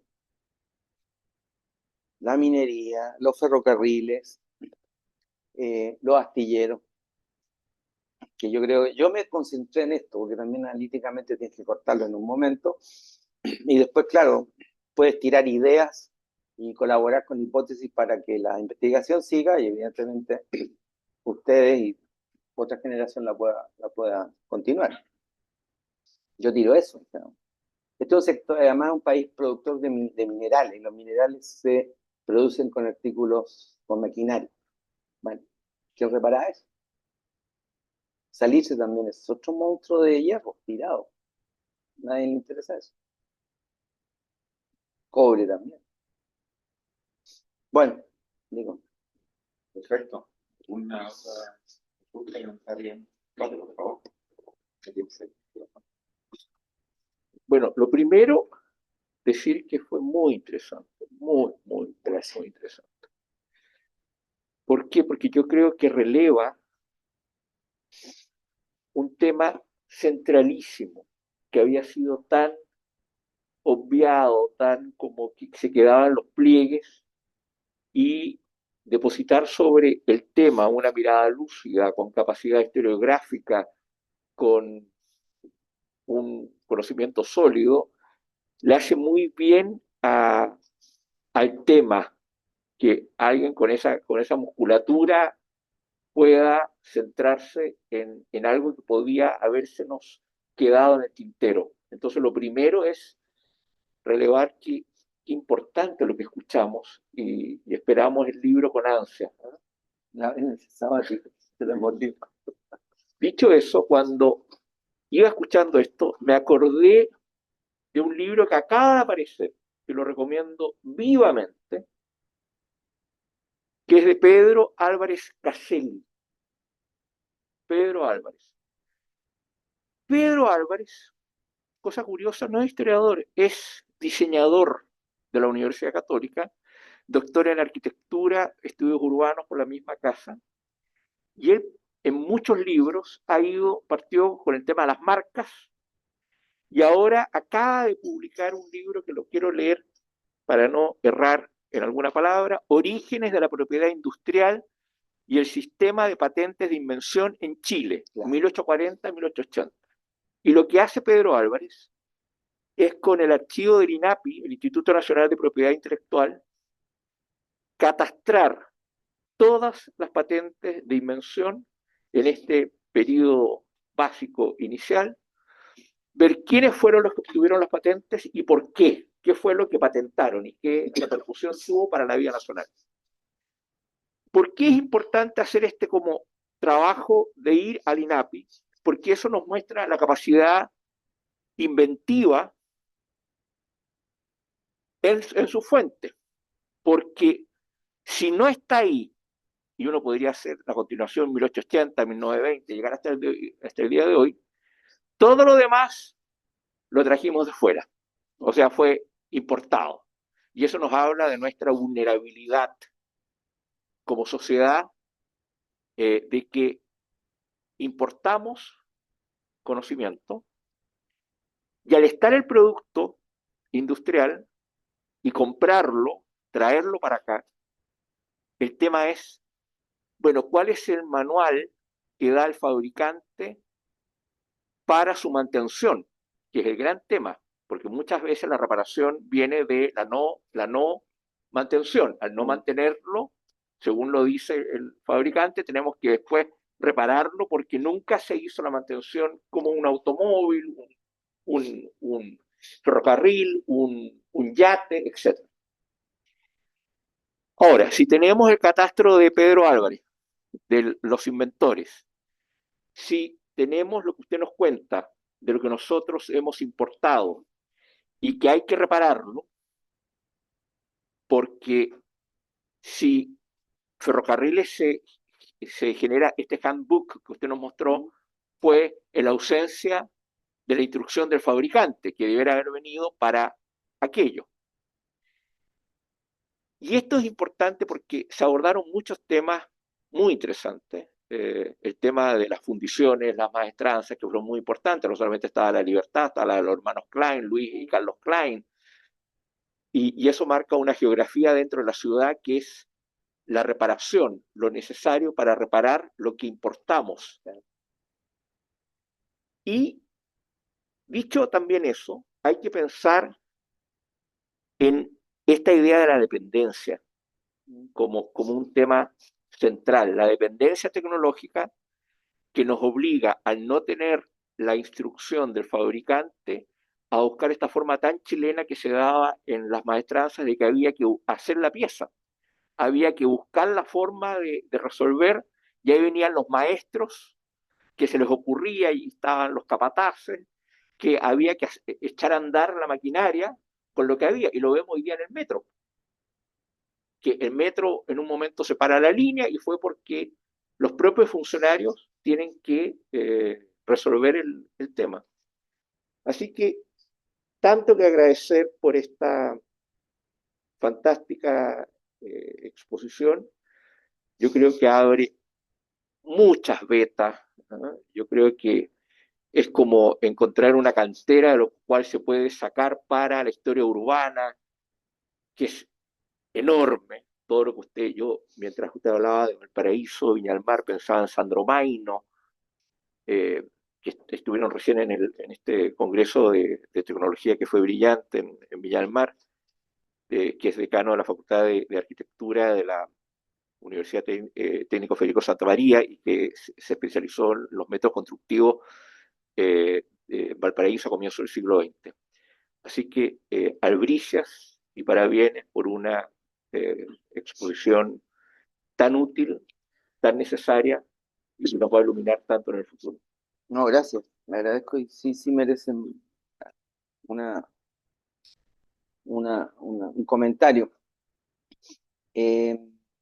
Rescato algo que me queda dando vuelta de lo que dijo Alejandro Salas de esto de la sombra y lo gris, con lo que usted me ha señalado. Es decir, que tengáis sombra y gris no es problema, el asunto es un tema de investigación. El tema de las patentes es un poco complicado, porque el patentar no significa usar. Y en las escuelas de negocio hay un autor importante que es Drucker. Drucker lo que señala que es el padre Peter Drucker, el padre del management estratégico, que uno puede tener 1000 patentes. Una que funciona en el mercado es una innovación. O sea, hay una confusión también entre lo que se entiende por innovación y lo que se entiende por patente. México, yo diría que ahí está el trabajo de David Pretel y de otros investigadores, sobre todo estadounidenses, que han estudiado el sistema de patentes. Están los registros, es decir, hay registros de 1840 de las patentes, pero la pregunta que uno se hace, bueno, ¿qué es lo que se usaba de eso? Entonces, a lo mejor una patente de algo se usó 100 años y eso fue la innovación, pero otras no se usaron. Entonces, da una aproximación a lo que sería invención, pero invención no es innovar. Yo estoy en otro plano, esto no es formal, estos son soluciones prácticas. Sí hay que tomar en cuenta lo de las patentes, muy fuerte la patente para la cosa metal-mecánica del siglo XIX. Conozco la literatura, pero es una entrada. Ahora, yo también por ochentero entré un poco en estos debates sobre la dependencia, pero en general los países son dependientes y aprenden a depender. Es decir, el caso más claro es Japón, el caso más claro es China. China se industrializa, es un país que incluso rechaza la industrialización, levanta los telégrafos, levanta las vías férreas, pero luego, después de sus humillaciones frente a Japón, frente a las potencias, empieza a aprender a hacer maquinaria, sobre todo textil. Pero se industrializan, ¿cierto? Yo diría que además la industrialización en sí es una excepción. Bueno, el desarrollo es una excepción. Lo habitual es usar las cosas. Si algo tienen los latinoamericanos es una habilidad enorme de importar cosas, usarlas mal a veces, pero usarlas. Entonces lo que se ha tenido ahora es una capacidad de prolongar el ciclo de vida útil, pero yo creo que hay un debate con la cosa de la novedad. Y justamente la discusión es si las cosas tienen que desechar por novedosas o por qué no prolongar su uso porque son útiles.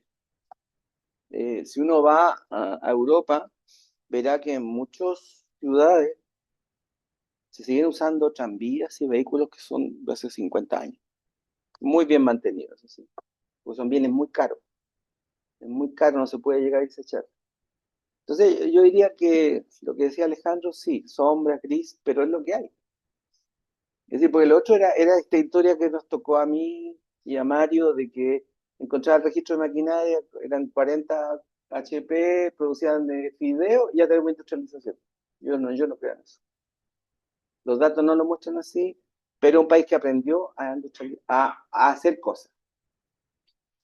Y lamentablemente es lo que hay. Es decir, también no se puede tener una historia que sea prescriptiva. Es decir, que diga, no, aquí nunca hubo una capacidad endógena. ¿Ok? Pero es en algunos momentos, el primero o segundo productor de cobre. Bueno, ¿cómo lo hace? ¿Cómo lo proyecta a través del Pacífico? ¿Cómo lo manda a Europa? Entonces ahí hay una habilidad que es cómo producir y mover commodities. Y eso es una cosa que se ha despreciado también. Estos países son productores de materias primas y la industrialización. Pero es la historia que tenemos, no tenemos otra. Entonces no vamos a buscar el Manchester, porque todo eso le decían el Manchester de Valparaíso. El Manchester chileno. Y resulta que el Manchester chileno no era Manchester, eran gente que reparaba cosas. Entonces, es una historia de eso, no significa que todo sea reparación, pero me parece que es un backstage que está atrás. Bueno, lo que plantea, Claro. lo que plantea el libro de Álvarez justamente es que después de hecho el trabajo, porque antes de él no teníamos el catastro, lo que plantea Pedro Álvarez es que la mayoría de las invenciones no llegaron a tener una utilidad real. ¿Y por qué planteo esto? Y a partir de lo que usted plantea de la obra de Drucker, que es lo siguiente, que en términos para poder situar el tema, necesitamos una indagación, como lo hace la obra de Pedro Álvarez, de ver esa capacidad de poder tener la patente, lo que da obviamente el derecho de futuro, y exactamente como en el caso chileno, como en el caso argentino y en gran parte de Latinoamérica, lo que llega finalmente a ser esa innovación es mínima. Claro, porque no triunfan en el mercado, no se usan. Quiero también introducirme en este debate con algunos asuntos que me parecen sumamente interesantes a propósito de lo que nos ha entregado Guillermo hoy. Lo primero que pensaba cuando él exponía es el tema de los tiempos, cómo estas dinámicas, si bien son procesos continuos, están afectados por factores de entorno que van mutando y van generando una estructura de incentivos diversa a lo largo del tiempo. Entonces, por ejemplo, el periodo que él está cubriendo ahora es el periodo de la primera industrialización todavía, desfasada si se quiere, pero es la primera industrialización para América Latina, porque son tecnologías del vapor y del carbón todavía. Claro. No estamos hablando de... Se me olvidó precisar eso.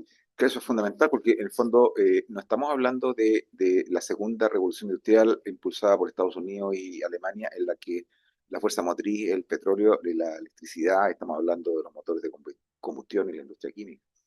Aquí todavía estamos hablando de tecnologías que han llegado con cierto retraso a América Latina y que en América Latina, como bien dice él, se busca la forma como sacarle el máximo provecho alargando la vida. Entonces, ese es un tema. Lo otro que me parece muy interesante de recoger como factor de entorno es los variables macroeconómicas, fundamentalmente como el tipo de cambio. Y insisto mucho en esto porque normalmente los historiadores lo pasan así simplemente como algo inútil. Y el tema del tipo de cambio es fundamental. Si hay un dólar que se encarece, ¿m? La moneda pierde valor. Es lo que le ocurre a las monedas latinoamericanas en general en todo este periodo, entre 1870 y 1930, digamos, lo que vamos a tener es un impulso sustitutivo muy fuerte, marcado por la necesidad, ¿no es cierto?, de suplir lo que antes era importado y aprender a hacerlo y a repararlo, ¿no es cierto?, en nuestros países. Y ese proceso va a continuar. Entonces, ¿qué es lo que ocurre? Lo que le llamamos normalmente a nosotros industrialización sustitutiva en Chile para siglo XX, en realidad es un segundo impulso que llega justamente después del segundo abandono del petróleo el año 26, que es cuando el dólar se pega un salto mucho mayor y el que se había pegado la libra esterlina entre 1870 y 1930. Entonces, claro, si se nos tornan impagables esas importaciones, obviamente que no nos queda otra que volver al viejo recurso de la sustitutivo. Y me parece sumamente importante la defensa que hace Guillermo, porque además en países donde la historia industrial es mucho más fuerte, eh, no es el caso nuestro, ahora por lo que él está haciendo y otros colegas en América Latina, en Brasil, en México sobre todo, que son países que están mucho más industrializados, aunque empezaron más tarde, pero están mucho más industrializados que Chile. Lo que uno observa es también otros factores como, por ejemplo, esta primera industrialización no tuvo, por ejemplo, estandarización de piezas y intercambiabilidad de las piezas. Entonces, claro, si tú tenías, por ejemplo, 10 tipos de locomotoras, 20 tipos de locomotoras a fines del siglo XIX, comienzo del XX, no te quedaba otra que aprender a fabricar piezas que pudieran servir y ser adaptadas a las máquinas, porque no contaban con piezas estandarizadas. Eso es súper importante. Entonces, esa necesidad, sin embargo, se va perdiendo con el paso del tiempo, en la medida que la segunda revolución industrial se incorpora como elemento fundamental la estandarización de piezas intercambiables. Entonces, claro, hoy día lo vemos con un computador, o sea, pero lo vemos en muchos ámbitos. Hoy día tú sacas la pieza completa, la cambias y se acabó el problema. No te pones tú a reparar un chip o qué sé yo, lo que veíamos recién con el micrófono, es decir, a reparar la tarjeta de audio. No, no tiene sentido. Saca, abre y cambia la pieza completa. Digo. Entonces, eso cambió toda la historia del tema de la reparación. Entonces, la época a la que nos remonta Guillermo es una época donde el problema de la reparación era, se le iba la vida al industrial, se le iba la vida a la empresa. Porque si no sabía hacerlo, estaba por arriba, amenazado por el tipo de cambio, y por otro lado, ¿no es cierto?, por abajo, porque no había piezas estandarizadas intercambiables de bajo costo, digamos. Entonces, tenía que hacerlo. Ahora, y por otro lado, hay un tema que a mí me parece súper bonito también, y es que así como en algún momento se planteó el debate, Guillermo, ¿te acuerdas que por qué los industriales no podían nacer así de la noche a la mañana para exportando, que primero tenían que fraguarse una experiencia produciendo para los mercados locales y produciendo en bienes modestos? Asimismo, uno podría decir que los trabajadores, los operarios, primero tenían que hacer un aprendizaje de cómo funcionaban las máquinas y cómo aprender a hacerle el mantenimiento y la reparación para después recién plantearse la idea de fabricar productos. O sea, es sumamente, en esta cadena, digamos, de lógica, es sumamente importante saber cómo funcionan las cosas. O lo vemos hoy día con la lógica inversa que están aplicando en la guerra de Ucrania, cuando cada bando no desarma los componentes y le hace ingeniería inversa para ver qué elemento Igual podría tenía que servir ser para... mecánicos viejos. Claro, Los rusos han vuelto a reclutar mecánicos viejos. exacto. O sea, para saber cómo Que funciona. habían hecho el tanque. Exacto, el T-72, el T-55, o sea, es impresionante. Y otro elemento que me parece bonito, tomando en cuenta también lo que dijo Pato, que me parece súper bonito. Ah, y ahí te quería conectar después con un estudiante que está haciendo un trabajo muy interesante a partir de lo que dijo Pato. Emiliano Jara se llama su tesis de licenciatura, digamos. Fíjate que, Emiliano, esto te puede servir, a lo mejor, no sé si para México se repetirá, pero por el caso de Chile aparece un dato bien interesante en las patentes del INAPI. Y es que si bien es cierto lo que tú dices, innovación, por supuesto, no hay que confundirlo, Rosenberg, ¿no?, con invención. La mayor parte de las invenciones nunca se ocupa, no tienen fin útil, quedan ahí almacenadas. eh, pero hay algunas que sí, al momento de inscribirse, y el peritaje que hacen los expertos al momento de autorizar el registro, da algunos antecedentes. Por ejemplo, en algunos casos, el registro está asociado a la creación de una sociedad, normalmente extranjera, que está importando un bien y quiere Claro, usarlo o fabricarlo, explotarlo en el país en el que está haciendo el registro. Eso te indica, no garantiza, no garantiza que se vaya finalmente a aplicar, pero si uno sigue la fuente, y eso es yo lo que he pedido a Emiliano, a ver si después hay anotaciones posteriores en el INAPI que le sigan la pista a lo que fue ese registro, así como las sociedades, ¿no? Donde diga, ¿quién lo usó? ¿Quién lo usó? Si lo usó, se constituyó esa sociedad realmente, aparece el capital nominal, los socios, qué sé yo. Bueno, ¿lo usaron realmente? Y lo otro es, ¿quién paga la licencia? Porque hay gente que paga la licencia, entonces en alguna parte debe estar escrito, registrado, qué empresas, ¿no es cierto?, pagaron la licencia para hacer uso de ese invento ya adaptado e innovado.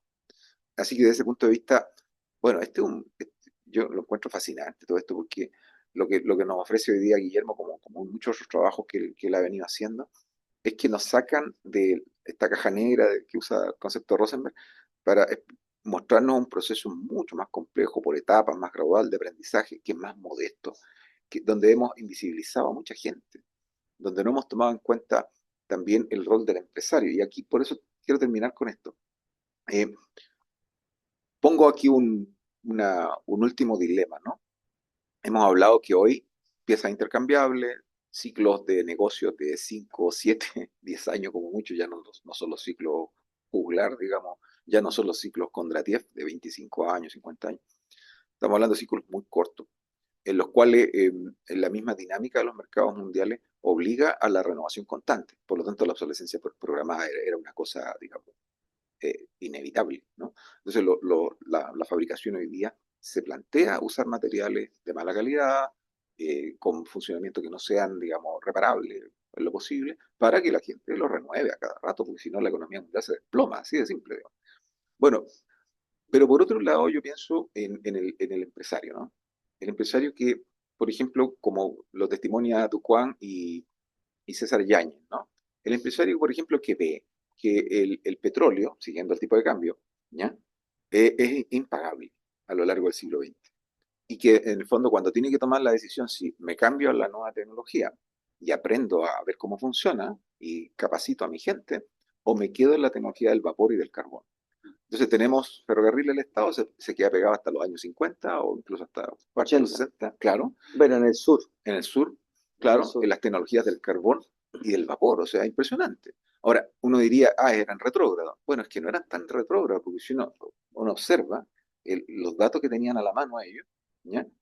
Cambiar la tecnología completa significaba la aparición de unos cuellos de botella gigantescos, que significaba en la práctica poco menos que hacer pedazos todas esas instalaciones antiguas y construir unas nuevas, porque no había línea de continuidad entre las viejas y las nuevas tecnologías. O sea, no hay sinergia necesariamente entre los procesos. Y por otro lado está el tema, bueno, lo que Guillermo ya seguramente lo habrá escuchado muchas veces, ¿no? El tema digamos, del climaterio inglés.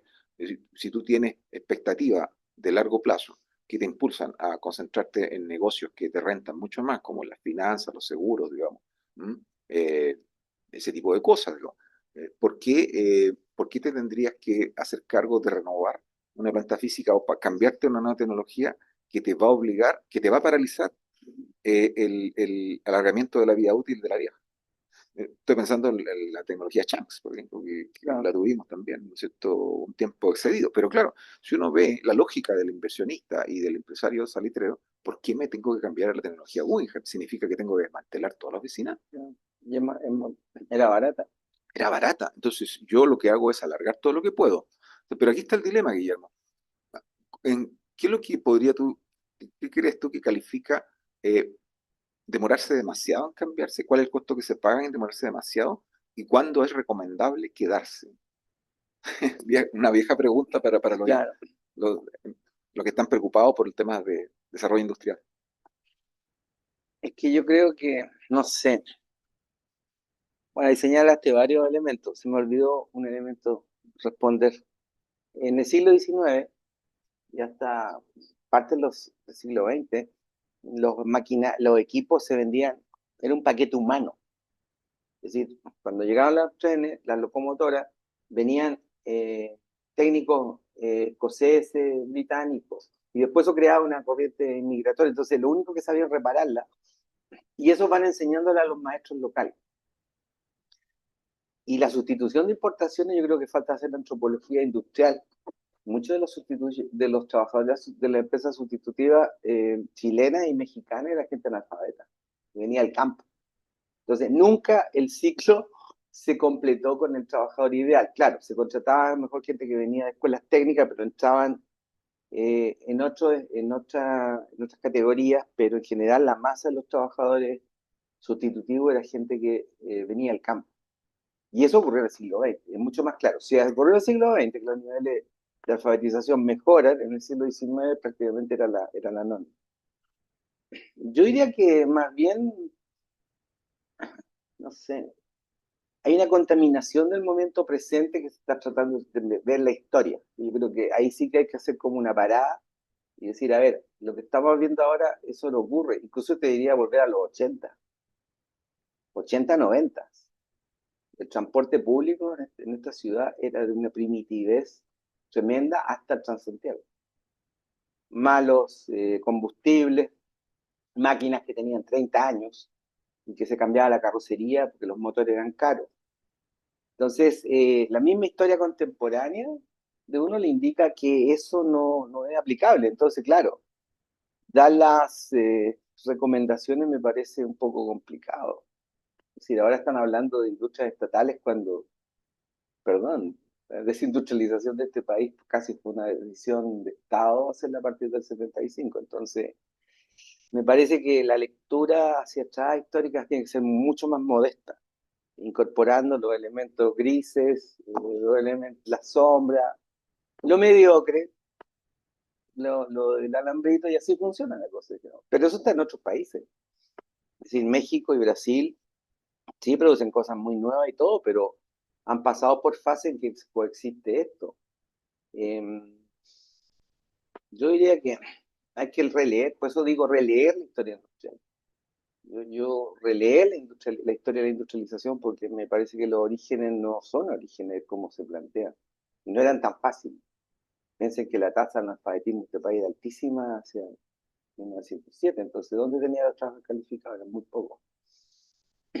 Yo diría que quizás lo que está ahí, pero bueno, quizás en el estatus laboral que tengo yo me puedo dar ese lujo, pero implica entrar en una pelea un poco complicada porque es volver a cuestionar mucho ideas de lo que era la historia industrial. Perdona, se me había olvidado algo que te puede servir, y es que justamente Emiliano está contando una cosa muy interesante, que hay algunos, la gran mayoría de los inventos registrados en la INAPI, la gran mayoría, sí, el 70-80%, son meras adecuaciones mínimas Claro, a cosas, inventos que se traen de otros países o adaptaciones que se hacen a Chile. Y un pequeño grupo así insignificante son cosas realmente que podríamos decir algo novedosa o que tienen una aplicación industrial. Son cosas extremadamente sencillas. Por ejemplo, un parlante. Hay muchos registros de parlantes a comienzo del siglo. No sé por qué, pero avisos luminosos para las tiendas, por ejemplo. Cosas de ese tipo. Entonces, lo que sí podría servirte de ahí es lo que Emiliano ha visto a través de los croquis, de los dibujos. Y es claro. que efectivamente lo que se ve ahí es un interés por ver cómo funciona, más que la innovación como Claro, pero la eso a lo mejor realización sería de la hace. parte valiosa, es decir, cómo Exacto, lo para, adapta. para lo que a lo que a ti te interesa, Claro, porque ¿verdad? pienso en el caso mexicano, que un problema con los electrodomésticos, hasta hace poco, incluso, pero desde los 40, 50, cuando empiezan a meterse más los electrodomésticos, era la variación de voltaje. Entonces tienen que cambiar, se quemaban.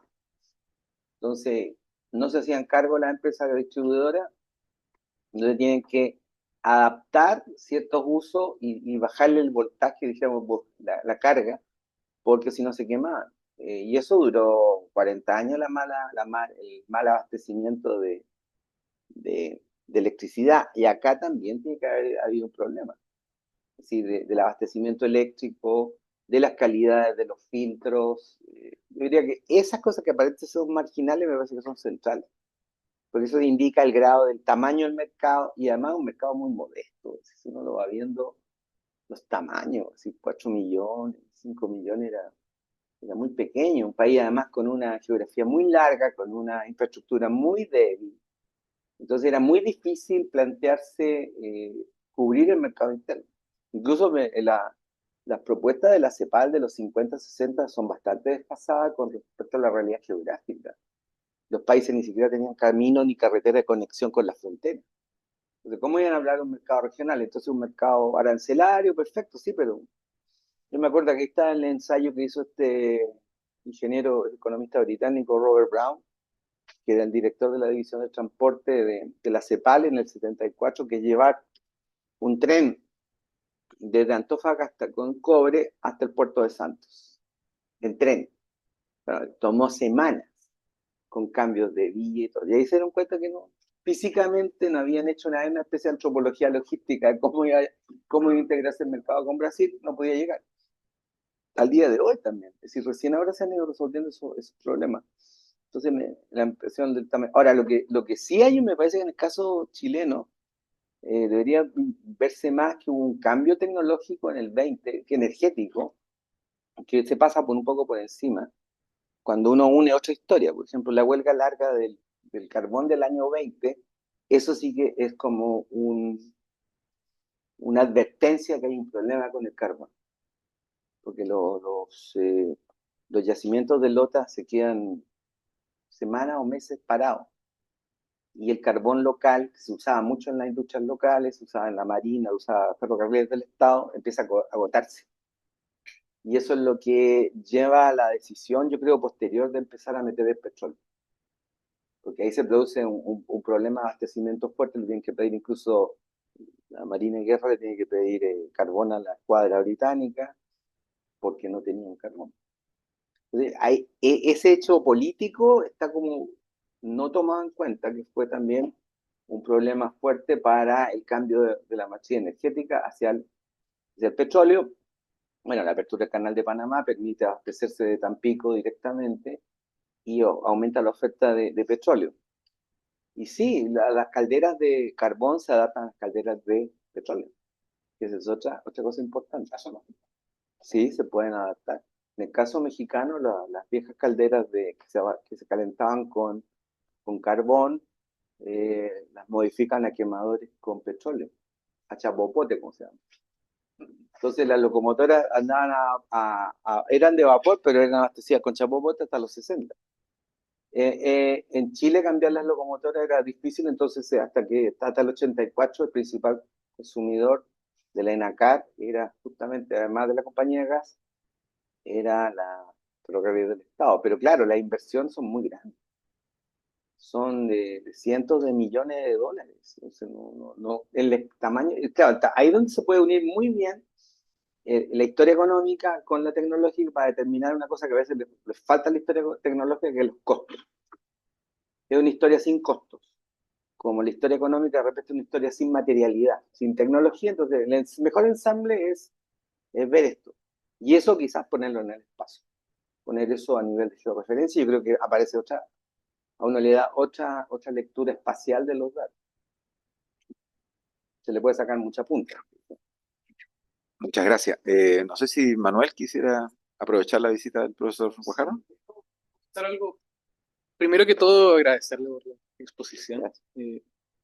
Pero bueno, me quedé pensando sobre todo en Chiloé. Yo trabajo en Chiloé. Entonces, me llamó la atención que justamente mencionaba de una que creo que se había creado, no sé si estaba específico, como se había creado una en Castro. Un vagón. Un vagón en Castro.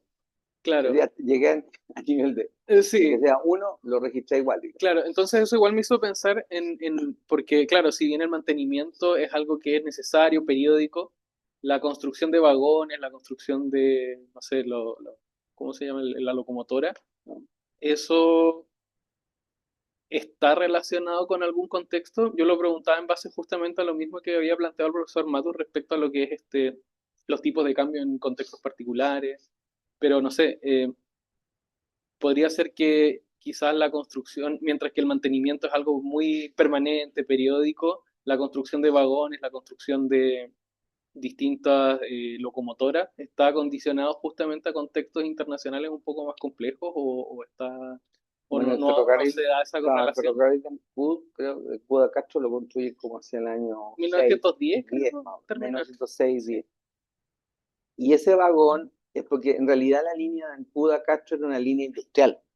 Es decir, de hecho la locomotora era Coppel, eran locomotoras que se usaban en las fundiciones alemanas para mover los vagones. Claro, entonces una trocha muy angosta que ni siquiera es métrica, por lo tanto es difícil de ensamblar con la línea continental. Y lo que le ocurre es que es un ferrocarril fundamentalmente para mover gente. Movía madera, algo así. Pero le faltaba de repente un vagón. Para llevar gente les falta. Entonces construyen uno de madera. Es decir, de hecho, hay una transición entre los vagones de madera con las primeras micros. Sí, pues, las primeras micros, las góndolas, se hacían se carrozaban con gente que carrozaba carretelas, y que trabajaba en ferrocarriles del Estado de maestro de madera, porque ferrocarril empieza a convertirse a la cepa. Entonces hay una especie de traslado de las habilidades de madera hacia la carrocería de góndola y después de micro. De hecho, hay fotos de los 30 que son de madera forrada en lata, es decir, en lámina. Y ese caso muestra eso, pero es un anhelo de la isla tener su ferrocarril. Y lo que hace el gobierno es que le da un ferrocarril, pero que es una línea industrial. ¿De qué año? 1906, 1910, 1912 creo que 12. O sea, el registro es como de 1912, que cuando empiezan a funcionar. Ahí tiene otra cosa loca, es decir, para una isla de ese tamaño le dan una línea industrial. Es decir, el Ministerio de Obras Públicas no quiere gastar mucho, aunque tiene una geografía muy complicada, pero era básicamente un proyecto público. No, y muere después, y extrañamente la terminal de buses, creo que en Cudo, Castro era lo que era la estación. Entonces llega por la misma, porque las vías férreas son obras de ingeniería civil, entonces ya está estabilizada para un posible cambio. Pero no, digo, en lo que sé, y lo otro sería sacarle muchas cosas, hecho de madera, además, local, con los restos de fierro que quedaron que traían de repuestos del otro vagón. Eso lo reconstruí por un trabajo de este Boldrini, que tiene un trabajito del año 86 sobre la historia del ferrocarril, que lo hizo en base a periódicos locales. Gracias. No sé si queda satisfecho con eso. Sí, no, está bien. Gracias.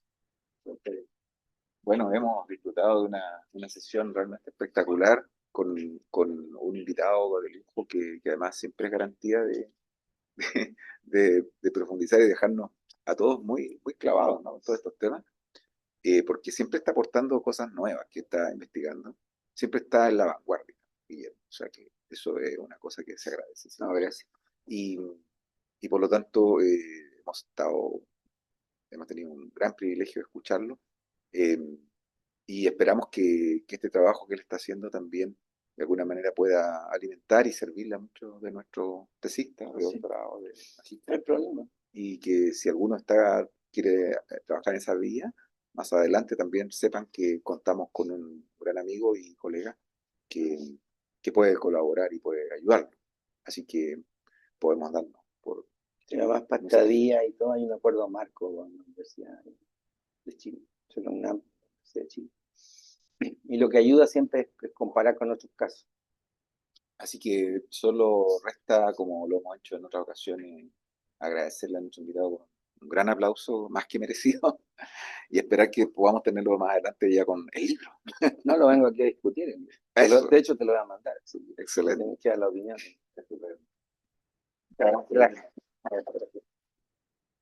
Volver a mi alma mater. No pude ver en la pantalla a los otros muchachos que estuvieron en algún momento, así que les ruego que me disculpen, se me fue la tecnología.